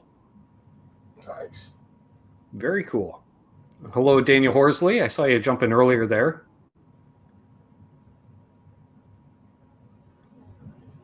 More talking to each other. I see some katana talk in here. Meh. It happens. I let it go. Yeah. You don't want to mention the katana stuff? I just don't. I can't do that digital modeling stuff. Dude, have you played one? Yep. You don't like it? It was all right, but I'm not a big fan of Boss Effects. That's the problem. My katana's right there. I love that amp. I think it's great. I can do whatever I want. You know, like I like the Blues Driver. I like the CE2, but like, I'm sorry, Boss can't build a phaser to save their life. Yeah. I'm more of the MXR Phase 90 type. I want a lush, overwhelming phaser. See, I don't. I like it subtle. I like a nice subtle kind of movement. I don't want all that shit. I'm not a big modulation guy. So like, because we get this a lot at the shop. It's really funny, you know. You can kind of listen to people play and then hear their influences. And man, I'll tell you what, there is a trend in just spacey. I'm almost playing no notes, but it's ringing out and shit sounds, which is, I mean, that's cool. Whatever floats anybody's boat. But there is a lot of spacey players, you know. And it's not how I do. I mean, I'm more of a blues player, so I'm on to hit strings. Well, that's the weird thing, because I do a lot of blues and rockabilly, but then, I get into this headspace. And like poor JJ, we went to the guitar show last year on the Sunday of NAMM. We get back to his place. I picked up the phaser, and I sat there for 45 minutes playing Gold Dust Woman, dialing in a phaser. And he comes in after like half an hour. He was like, "Hey, mate, are you playing Fleetwood Mac?" I'm like, "Yep." Thought so. He says, "The wife called it." I was like, "Yep." And that's all what Gold Dust Woman dialing in that phaser. Yeah, I mean, there's certain things. I mean, I do like a Univibe. We do have, you know, an original Univibe at the shop. So that is super cool. But that does a different thing for me, I guess. Yeah. And I guess it's because of how much, you know, like all the Hendrixy stuff I listened to when I was younger. Right. You know, it just doesn't, to me, that seems, paired with a drive, it sounds great. It's not spacey, you know, like super spacey. And to answer Tom Harhigh's comment, no comment.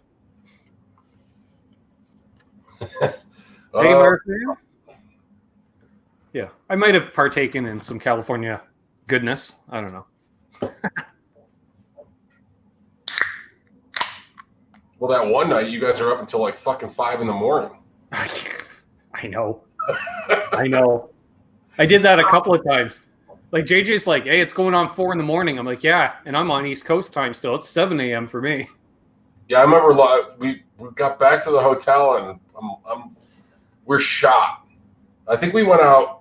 Oh, that might have been the night we went out with the Vola guys. That turned into a crazy. I think that would, yeah. I think it was that night. We got back to the hotel and I'm like, man, I'm wiped out. I'm like, let me just check some emails and see. And I'm like, Ben's live? What the fuck? Like, you guys were, and then I think I checked again like later that night and you guys are still live. But you guys are pretty, yeah, you guys are. Yeah, I think that was the Friday night because Dylan got in and Dylan jumped in the chat too. He's like, hey, I got here. I'm in the hotel. I'm like, awesome. Yeah, that was funny last year when we were with the Vola guys. We went to a Korean barbecue and Dylan ended up sitting with the owner of Vola, but we didn't know. Oh, wow. So there was like 4 or 5 tables, and one table was like the whole Vola French faction.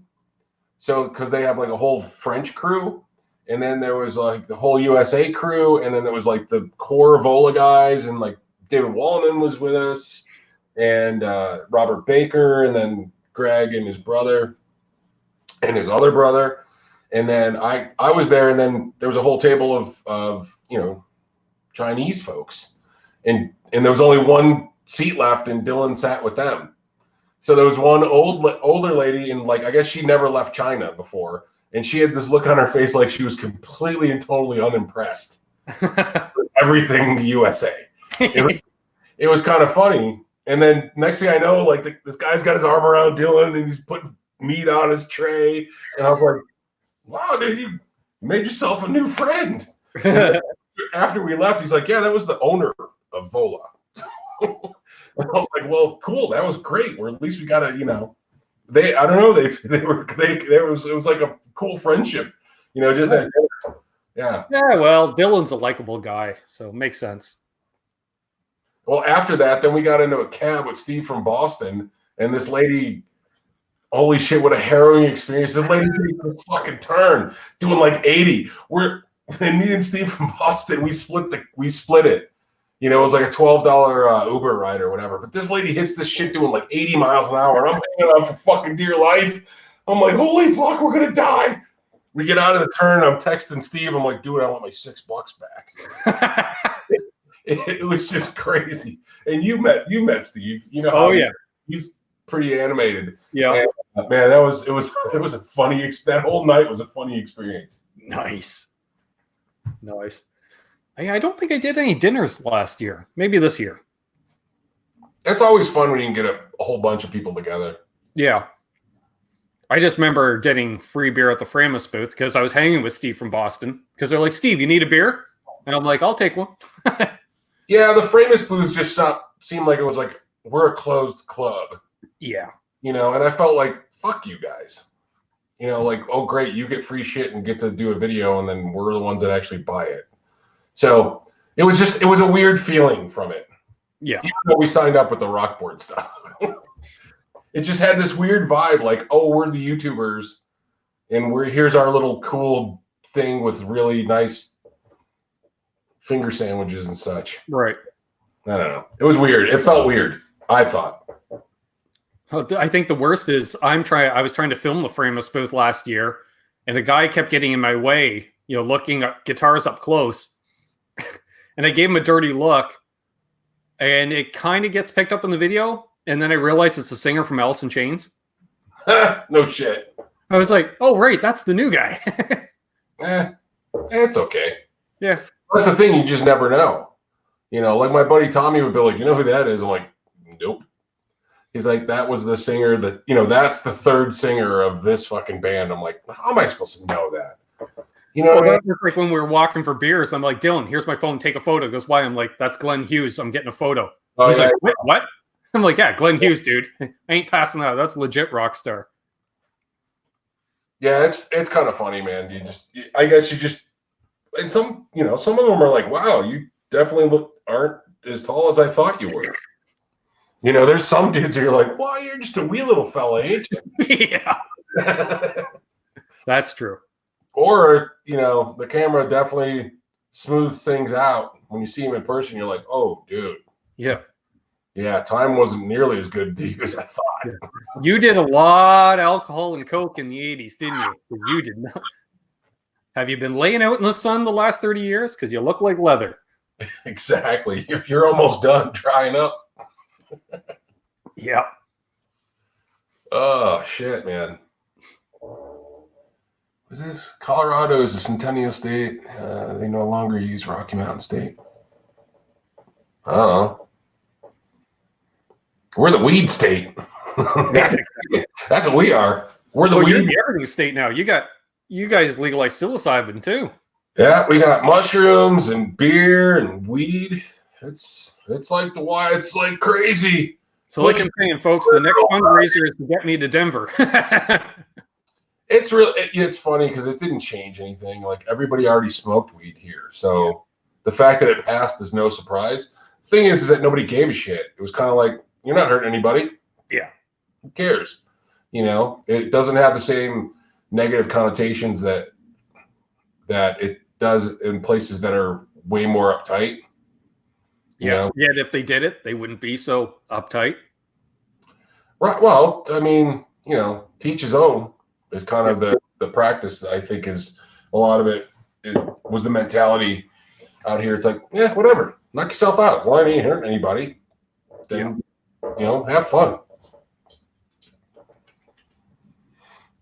Hello, Robot Master Switch. Who else is shirtless and playing Doom? I am, honest. I was earlier, but I figured, save all that shit. I don't want to throw anybody else off. Crowbar says Colorado's close enough to Utah. It's time to get the Mormons high. Yeah, I'm sure they drive out here to get it. Oh yeah. You'd be surprised. People get busted trying to drive back to wherever they came from with more weed than, it's like, like you realize that, like, why did you think that they were like, oh yeah, everything's fine. You know what I mean? Like, don't be stupid. Yeah. Well, it's like anyone has commented on things I do outside of YouTube, and they're like, be careful traveling. I'm like, there's stuff waiting for me when I get there. Yeah, I don't travel with anything I shouldn't travel with. I don't need to be stupid. Shit, man. I know people. Yeah. I know. Exactly. I know people. I don't need to be stupid. Pete. Be safe, Pete. I don't know where you are in relation to all the wildfires in Australia, but that's some crazy shit down there. So yeah, I mean, I see all the, you see the stuff with all the animals. That shit breaks my heart, man. Yeah. Especially all the koala stuff. I mean, I love those little bastards. Yep. They're cute little shits, but everything else that lives there too. Don't get me wrong, but that kind of breaks my heart that you can't save them. What are you going to do? Exactly. Robot Master Switch says buying cannabis in California is easier than buying beer sometimes. I agree, because there's an app to buy stuff. Yeah, they deliver buy beer using an app. They deliver the weed in California. Yeah. That was cool because we went out there a couple months ago just for a few days to chill out, and somebody was telling us, they're like, yeah, you just use the app and they drop it off at your house. I go, no, they don't. Are you serious? But we didn't end up using it. What a wonderful world we live in. Oh, we do now. And you don't even have to have it delivered to your house, I found out. Really? When you happen to be at somebody's place and you run out, just dial it up. Half hour later, it's there. That's just I don't know. That's just a cool. Yeah, that's it. Weed Maps. Yeah. Jay Steen. Nice. As I say, pizza, cannabis, and Sweetwater candy. Yeah. Oh, man. Come on. The only reason I like Sweetwater candy is because it's all candy you can't get here in Canada. Oh. I have to admit, I had to order something from them, and I do enjoy a bit of honey. So Yeah. Yeah, well, see, we don't have bit of honey here. So I was like, oh, what's this? Oh. Yeah, that shit I like. But Yeah. But the problem with there's no Sweetwater does a great job. Problem is every time I've ordered from Sweetwater, they don't have it. Yeah. And I have to have Chris, your local Sweetwater rep. Sorry, I have to inform you that we don't have it. It'll just be another couple weeks. Is that cool? Then why the fuck is it on your site? I mean, I get it, but still. What I never understood is how the Sweetwater rep knows to always call me when I'm loading out for a gig. I'm in the middle of loading my gear, phone rings. I'm like, oh, it's got to be one, emergency, one of the bandmates. No, it's Sweetwater. Right. God damn. Hey, just want to know if you need an American Ultra for the weekend. You guys are all set. You need anything? You need a new Friedman? Yeah, and all I can think of is I bought a gig bag from them because I bought the one guitar in the flea market area during Gear Fest and bought a pedal and some strings while I was there because they were on sale. I'm like, no, I'm good. I mean, their customer service is great, but I feel like there's like a line. Don't be up my ass to buy shit. I'll buy it when I'm ready, and if you took care of me the last time, I'll go to whoever that was. Me personally, I like to stay local. I do like to support my local businesses. Even in my neighborhood here, I live in like an urban suburban neighborhood of Denver, and I like to support the independent folks that are in the neighborhood. I don't really like to use the big chain stores because they don't need my money. I want to make the guy that has the little burrito shop up the street. That dude's sending his kid to school. Yeah. So he needs my $9. He needs my $9 more than fucking Taco Bell or some bullshit. Exactly. So that's just the mentality. What's really cool is Colorado in general has a very good mentality like that too. Nice. Yeah, I had to order something from the big box music store here because Ardens wasn't able to order the part. I'm like, all right, damn. But what are you gonna do? Sometimes you have to. I mean, I own a store, and sometimes I got to order it from Sweetwater. Yeah. Or it's something that I want personally, and I can't get it through the channels of people that even I know. Because I know folks that have other stores too. And so, I'll call them and be like, can you get it? Can you get it? Yeah, exactly. It looks like Martin's headed out. See you, Martin. Have a good one, man. Jay Steen says, I wish there was more smaller stores here in Detroit. There is one awesome shop outside Detroit, north of Detroit. I can't remember what it's called. It's an old friend of Dave Friedman's. I know that much. It'll come to me. It's basically Detroit's version of the House of Guitars. Oh, nice. It could be Motor City. Jay, could be. They're Friedman dealers, so I guess if you did a search for Friedman dealers in Detroit, you'd probably find it pretty easy. Yeah, but then you got to use the Google and all that shit. Yeah. It just kind of reminds me of sometimes we get people that like email us or even message us through Facebook, and we appreciate that they do, but sometimes it's like, hey, do you guys got the DD3 in stock? And I'm like, we got a website, right? You found us you emailed us from the website. Everything's on it, and it's there. And I do wonder, though, I think maybe it's because we're small, they don't know us. Right. And they wanted to make sure it's not like, hey, we're just a bunch of douchebags with a picture on a website.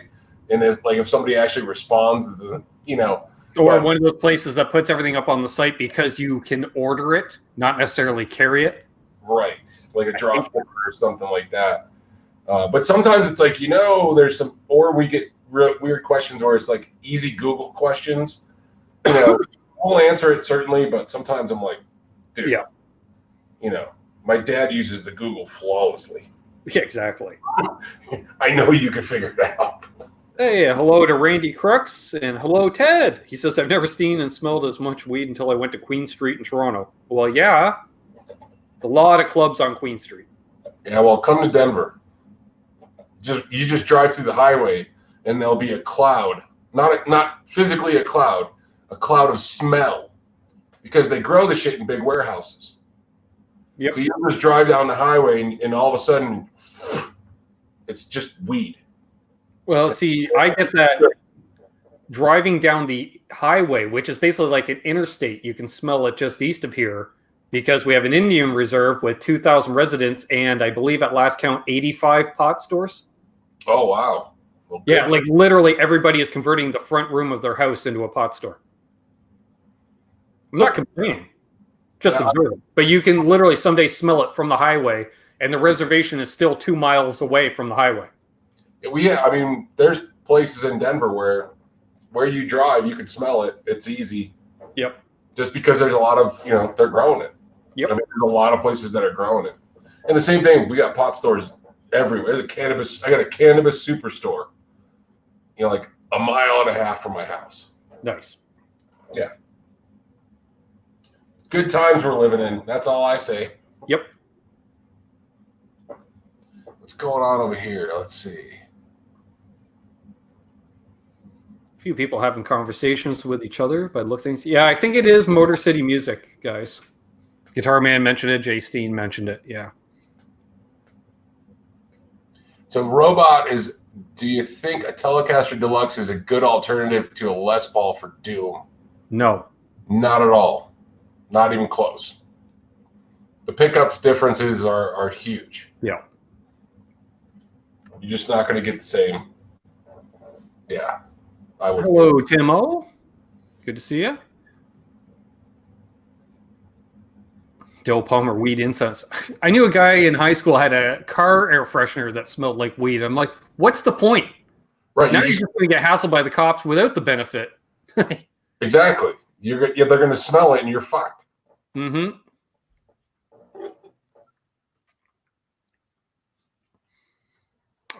Ted says, I was shocked at the superior quality of G&L guitars over Fender on a recent purchase.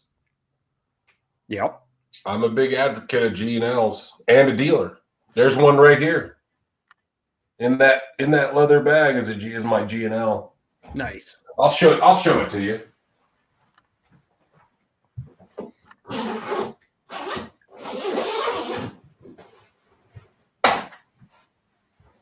This has kind of been my main gigging guitar right here. Nice. G&L, ASAT Classic. Got the wolf on there. Yeah, this did me some justice.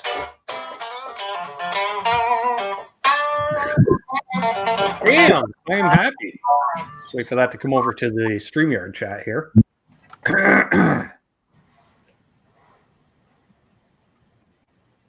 Yeah, look at that. There's an extra fin. Mm-hmm. If it tries to show up here, then I can actually put it up on the screen. Jay Steen asks, what's better, a Jazzmaster or a G&L Doheny? If I had to pick one of those, I would pick the Doheny, personally. I'm not a huge Jazzmaster fan, but I love the G&L stuff. This isn't a USA. This is a tribute. And it plays awesome. The fit and finish is great. These aren't upgraded pickups. These aren't upgraded electronics or anything. The only thing I upgraded was the bridge. That is it's a Schroeder bridge. And it's awesome. It added a little extra because it's got some beef to it. So it adds a little bit of sustain. Well, for some reason, that comment isn't appearing on the internal chat, so I'll just read it off. I'm happy donates $5 to the cause. Damn! Just for the flying fuck of it. Oh, excuse me. BC Rich 581 says, although they're really well made, I could never really get a feel for the G&L basses. I do love my ASAT Classic Blues Boy. That's cool. To be honest, we sell a lot of G&L basses. What happens is a lot of people don't know. We're like, hey, do you know what the story is with G&L? And they're like, no. So once we kind of explain the whole thing, Leo selling Fender and then starting G&L in '79, they're like, oh, I didn't even know that. There's a lot of people that don't know the history of this brand, and I think if they did, they'd get a little bit more love. I agree. Because we've got come in. Oh yeah, I know everything about Fender. And like, oh, so would you want to try a G&L? Oh, I've never heard of it. Well, okay. Yeah. I'm not sure that you read everything then.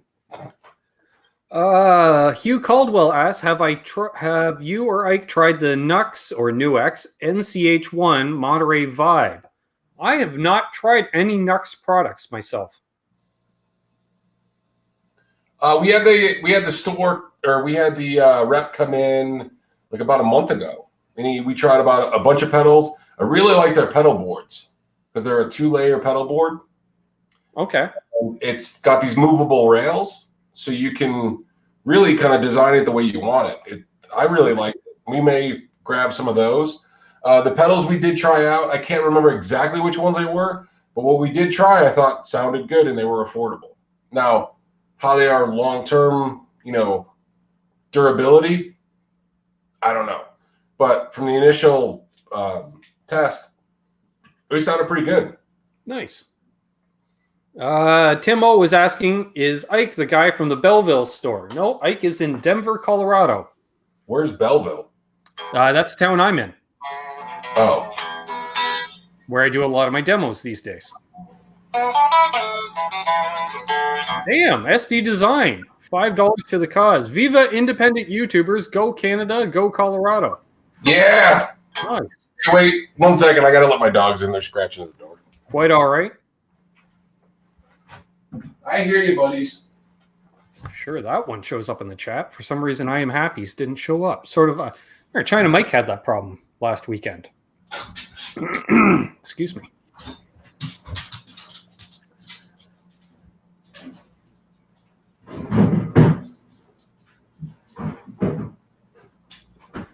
Tim, is that in Brantford, Ontario? Be a totally different rep otherwise. That's why I'm asking. It is possible, I Am Happy. Hugh Caldwell says, rock the house down at NAMM. You know I'm planning on it. Hey, Ben, this is the one I'm going to put the Reno Fin P90s in. Nice. Yeah, I just can't bond with these stupid wide range pickups at all. But this guitar is awesome. I Am Happy says, keep your eye open for glittery gold Canadian gear at NAMM. I shall.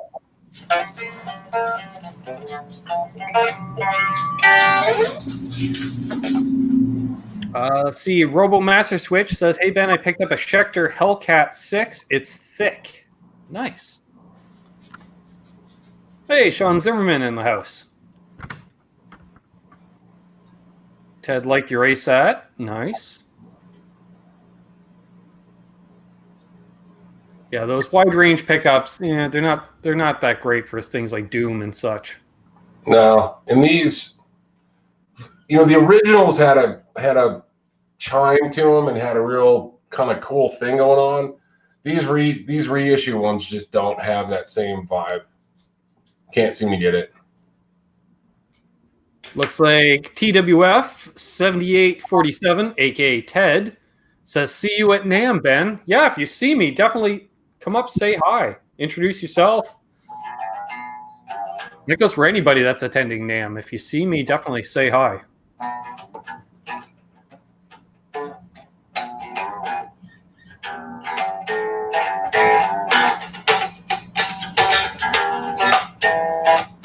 Ruby Crooks just picked up an orange 35 RT. This is a fine amp. Nice. I like the orange stuff. Yep.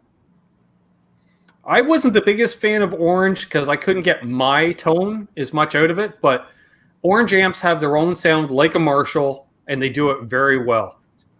I like the sound of an orange. I don't know that I would ever play one, though. Yeah. You know what I mean? But I'm so used to, this is all Fender-y shit right here, except for that. That's a PV. Solid State Studio 112. I don't know. Nice. There you go. Yeah, I picked it up for like $120 off of eBay, shipped. Nice. So, and it's a nice sounding solid state amp. It's old, but all the rest of the shit is, is basically Fender stuff. SD Design says he met Ryan from 60 Cycle Hum at the local guitar center last fall. Very cool. Ryan is a good guy. And yes, YouTube does rock. I was thinking about that when you were talking about, like, why can't someone just Google a question? I get some of that, like comments or question in the chat, and I'm thinking you could just Google that. But then again, if you did, it would make my live Q&As pretty fucking boring. Oh, yeah. Quentin James woke up. Ah, hey. It's about time, bro. I didn't wonder where you went. More than welcome, SD Design. Somebody said they like Vox for Queen. Oh, yeah. Robot said like Vox for clean. Yeah. Vox has got, it's got its own thing, too. Yep. It's shiny and bright. Kind of depends on what you're playing through it. But it's got a cool vibe, too. I don't know how I would play one, but I do like them. Layla's Guitar Daddy asks, is LTD to ESP equivalent to Squier Defender?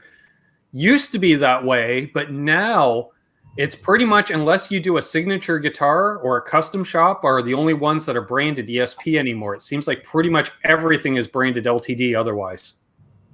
Well, ESP still has their own brand. I mean, they still have their own line.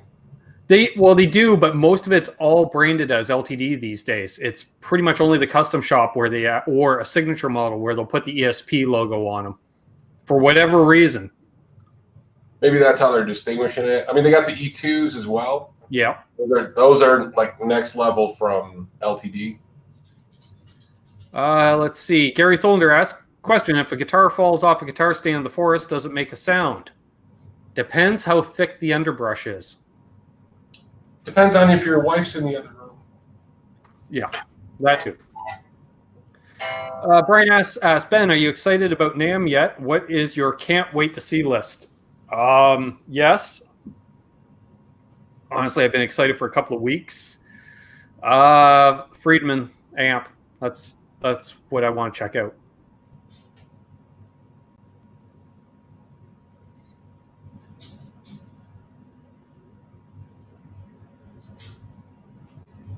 Yeah, I'm kind of upset I'm not going to be able to go. It's like the nerd in me. Right. Really wants to just go check out all the cool stuff. Well, hopefully we can find some, so definitely some cool gear. Definitely, like say that Reverend single cut, that looks interesting. SD Design wants me to check out the Morgan 5-watt head. I can do that, definitely. I know I'll be on that booth. Oh yeah, you'll live there. Of course, check out the Friedman guitars. The necks are a little thick on Friedman guitars for me, but I do love playing them. So. Oh man, come on. I like a small neck. What can I say? Dude, when you get out here and try my Texas Toast, you'll be like, "There's no way." You would hate it. I know you'd hate it. I'd still play it though. What the hell? The neck on JJ's Telly is huge too. So. This is probably the biggest neck you've ever. Yeah. It's like comically large too. It's pretty funny. Thanks again, Terry, for posting the links. Appreciate that. Yum. All right. Keep that stuff coming in, folks. We'll probably go to the top of the hour here. Sounds good to me, man. I'm getting a little tired. Yeah, well, I gave her pretty good the last couple of Sundays, so, I got stuff I got to do tomorrow, too, so. Ben is going to have fun at NAMM. You guarantee it, SD Design. Stop talking about it. I want to go.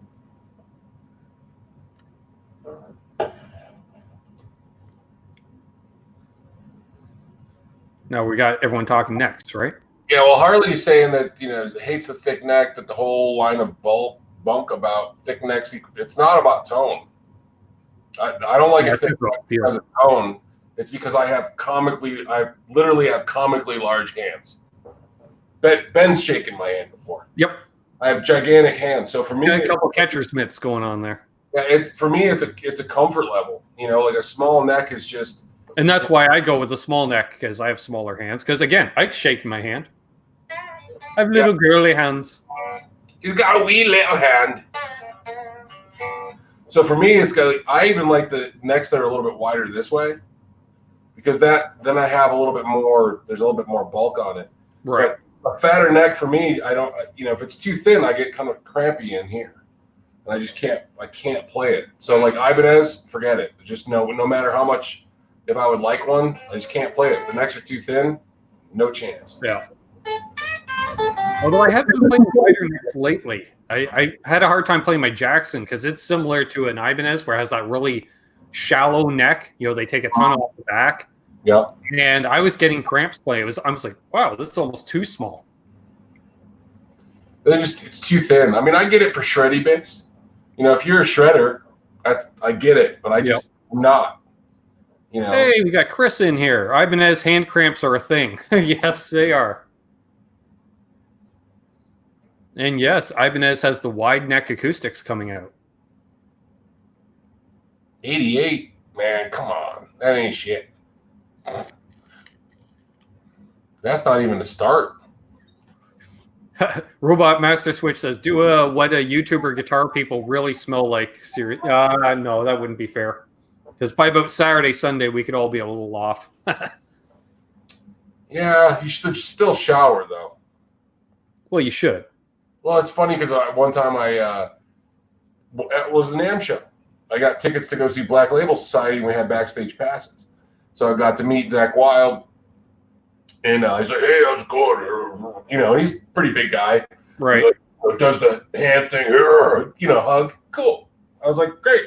Talk for a few minutes. And I was telling people, I'm like, yeah, it was kind of cool. Got to meet Zach Wild, and one of my friends is like, did he smell? I feel like he would smell. Like, no, he didn't smell at all. Like, so yeah, maybe that's a thing. Maybe he's smelling the NAMM smells. Yeah, but you got to watch out for anthrax too, man. You don't need to be sniffing people. Yeah. Exactly. Tom Harris says, do any big YouTubers stink a lot? I don't think so. The big YouTubers can afford to shower. It's the small channels you got to watch out for. Right. They're just paying to get there. Yeah. Sleeping in garages and stuff. The thing, though, what could be cool? Well, maybe not, because it may be not a cool thing. Okay, but I'll bring the point up anyway. Is the fact that you'd be surprised at some people's sizes. I don't know if you've noticed that, because some people that you think are tall aren't. Yep. People that you think are big, or people that you think are kind of skinny, or like there's just different. I've seen a few of the different YouTubers, and you're like, wow, that dude is way fucking bigger than I thought he was. Yep. Or there was one last year, and I'm not going to mention the guy because he's a nice guy, but he was a wee little dude. I saw him, and I'm like, oh shit, he was just a little dude. Like it kind of blew my mind. It threw me off. Threw me off guard. But there's some dudes that are, even like Josh Scott from JHS, a lot taller than I thought he was. Like I figured he was a tall guy, but he's kind of a giant dude. He's a freaking Amazon. He had to bend over for our photo. Yeah, Greg Koch that does the Reverend stuff. He's another one. I knew he was tall, but he was like weirdly tall. Yeah. I got a picture of him standing over me because I was in line getting a sandwich, and I just felt like this ominous presence behind me. And I look, and I see him. And he's like, "Hey, how's it going?" I was like, "Dude, you mind if we get a quick one?" He's like, "Nope." And so there's like this big, and he's, I'm 6'1", and he's like towering over me. It's crazy. Yeah. SD Design. I do not have a favorite song to play on acoustic, but I do like playing acoustic on occasion. Night Moves is always a good one. Yep. That's just a fun one to play. You just got to get that rhythm right. Otherwise, the whole song's fucked. Exactly. Yeah, it's all about the groove. Yes, Jay Steen. Torf, that used to work for TC Electronic, is tall. I ran into him last year. I don't think I know who that is. Brian S. thought Robert Baker was tall. I didn't think Robert Baker was that tall. I mean, Baker's like he's like 6'1", 6 foot, 6'1". Yeah. I guess I didn't think he was very tall either. Like, because I was friends with him online before I ever met him in person. So, I mean, I think I knew him for 6 or 8 months prior to like meeting him, like in real life. Right. And I thought he was just going to be a skinny little, long-haired kid. But I thought he was probably like 5'8", 5'9". And when I met him, I'm like, oh, dude, you're like a big dude. Like he's Yeah. I thought he's a pretty, he's a stout fella. I don't mean fat. He's just a big, he's a bigger built guy, but I thought he was a little dude. He is pretty thick too, Brian S. Yeah, that's true. Yeah. I mean, he's not a skinny little wafy guy. I mean, he's, if you're going to get into a fight, you put Baker on your team. Yep. You put Baker on. Living the dream. All right. Well, I think we should probably wrap things up here. So we've gone 2 hours. So, Ike, I need to check out Single Cut Reverence for you. Find something cool maybe in the basement that nobody knows about. Anything else you want me to cover while I'm out there? Check out Fuzz Lord Effects if they're there. Fuzz Lord Effects, I can do that. I'd like to check those guys out. I'll probably text you some stuff as I start to think about it. Just to kind of peek at, Sure. Just to see, maybe try it out and go, yeah, these are cool, or no, they kind of look like shit. There's been ones where I go, hey, that would be a cool company, and then check them out at NAMM, and I go, yeah, I don't know if this is gonna work. Yeah, I hear you. So I'll definitely do that. And I want to thank everybody that tuned in tonight. That's awesome. If you're new, again, please subscribe. Thank you very much. Thanks all that subscribe to Ike's channel as well. Definitely go leave a comment on one of the FAQ shows. And I'd say the latest one, because I'm thinking Dylan only looks at the last one to grab new questions. So yeah, we usually go off of the last FAQ for questions. Yeah, so definitely we'd be more than happy. Yeah, please subscribe to the channel. We'd appreciate it if you like what we do. That's cool. If not, that's cool too, man. And the way I see it, if you like me, definitely subscribe to Ike, because Ike helps me get to these events and stuff like that as well. So, and I'm happy to represent Flipside music at these events as well. So thank you, Robot Master Switch. And I want to thank everyone that donated tonight to the cause. Excuse me. That will definitely be put forward to Summer NAMM or any other events that want to cover this year. Get out to Denver, definitely, so we can do some videos together. That would be cool. Yeah, we should start the Ben Coombs mini camper van fund. There we are. Perfect. On that note, folks, thanks everyone again for tuning in. Hold those doors open. Let that guy in ahead of you in traffic. Do good things, and good things will happen to you. Karma's real. I'm living the dream. I'll see you all in approximately 22 hours for Canucks with Guitars. Cheers. Rock on. Later. Thanks, everybody.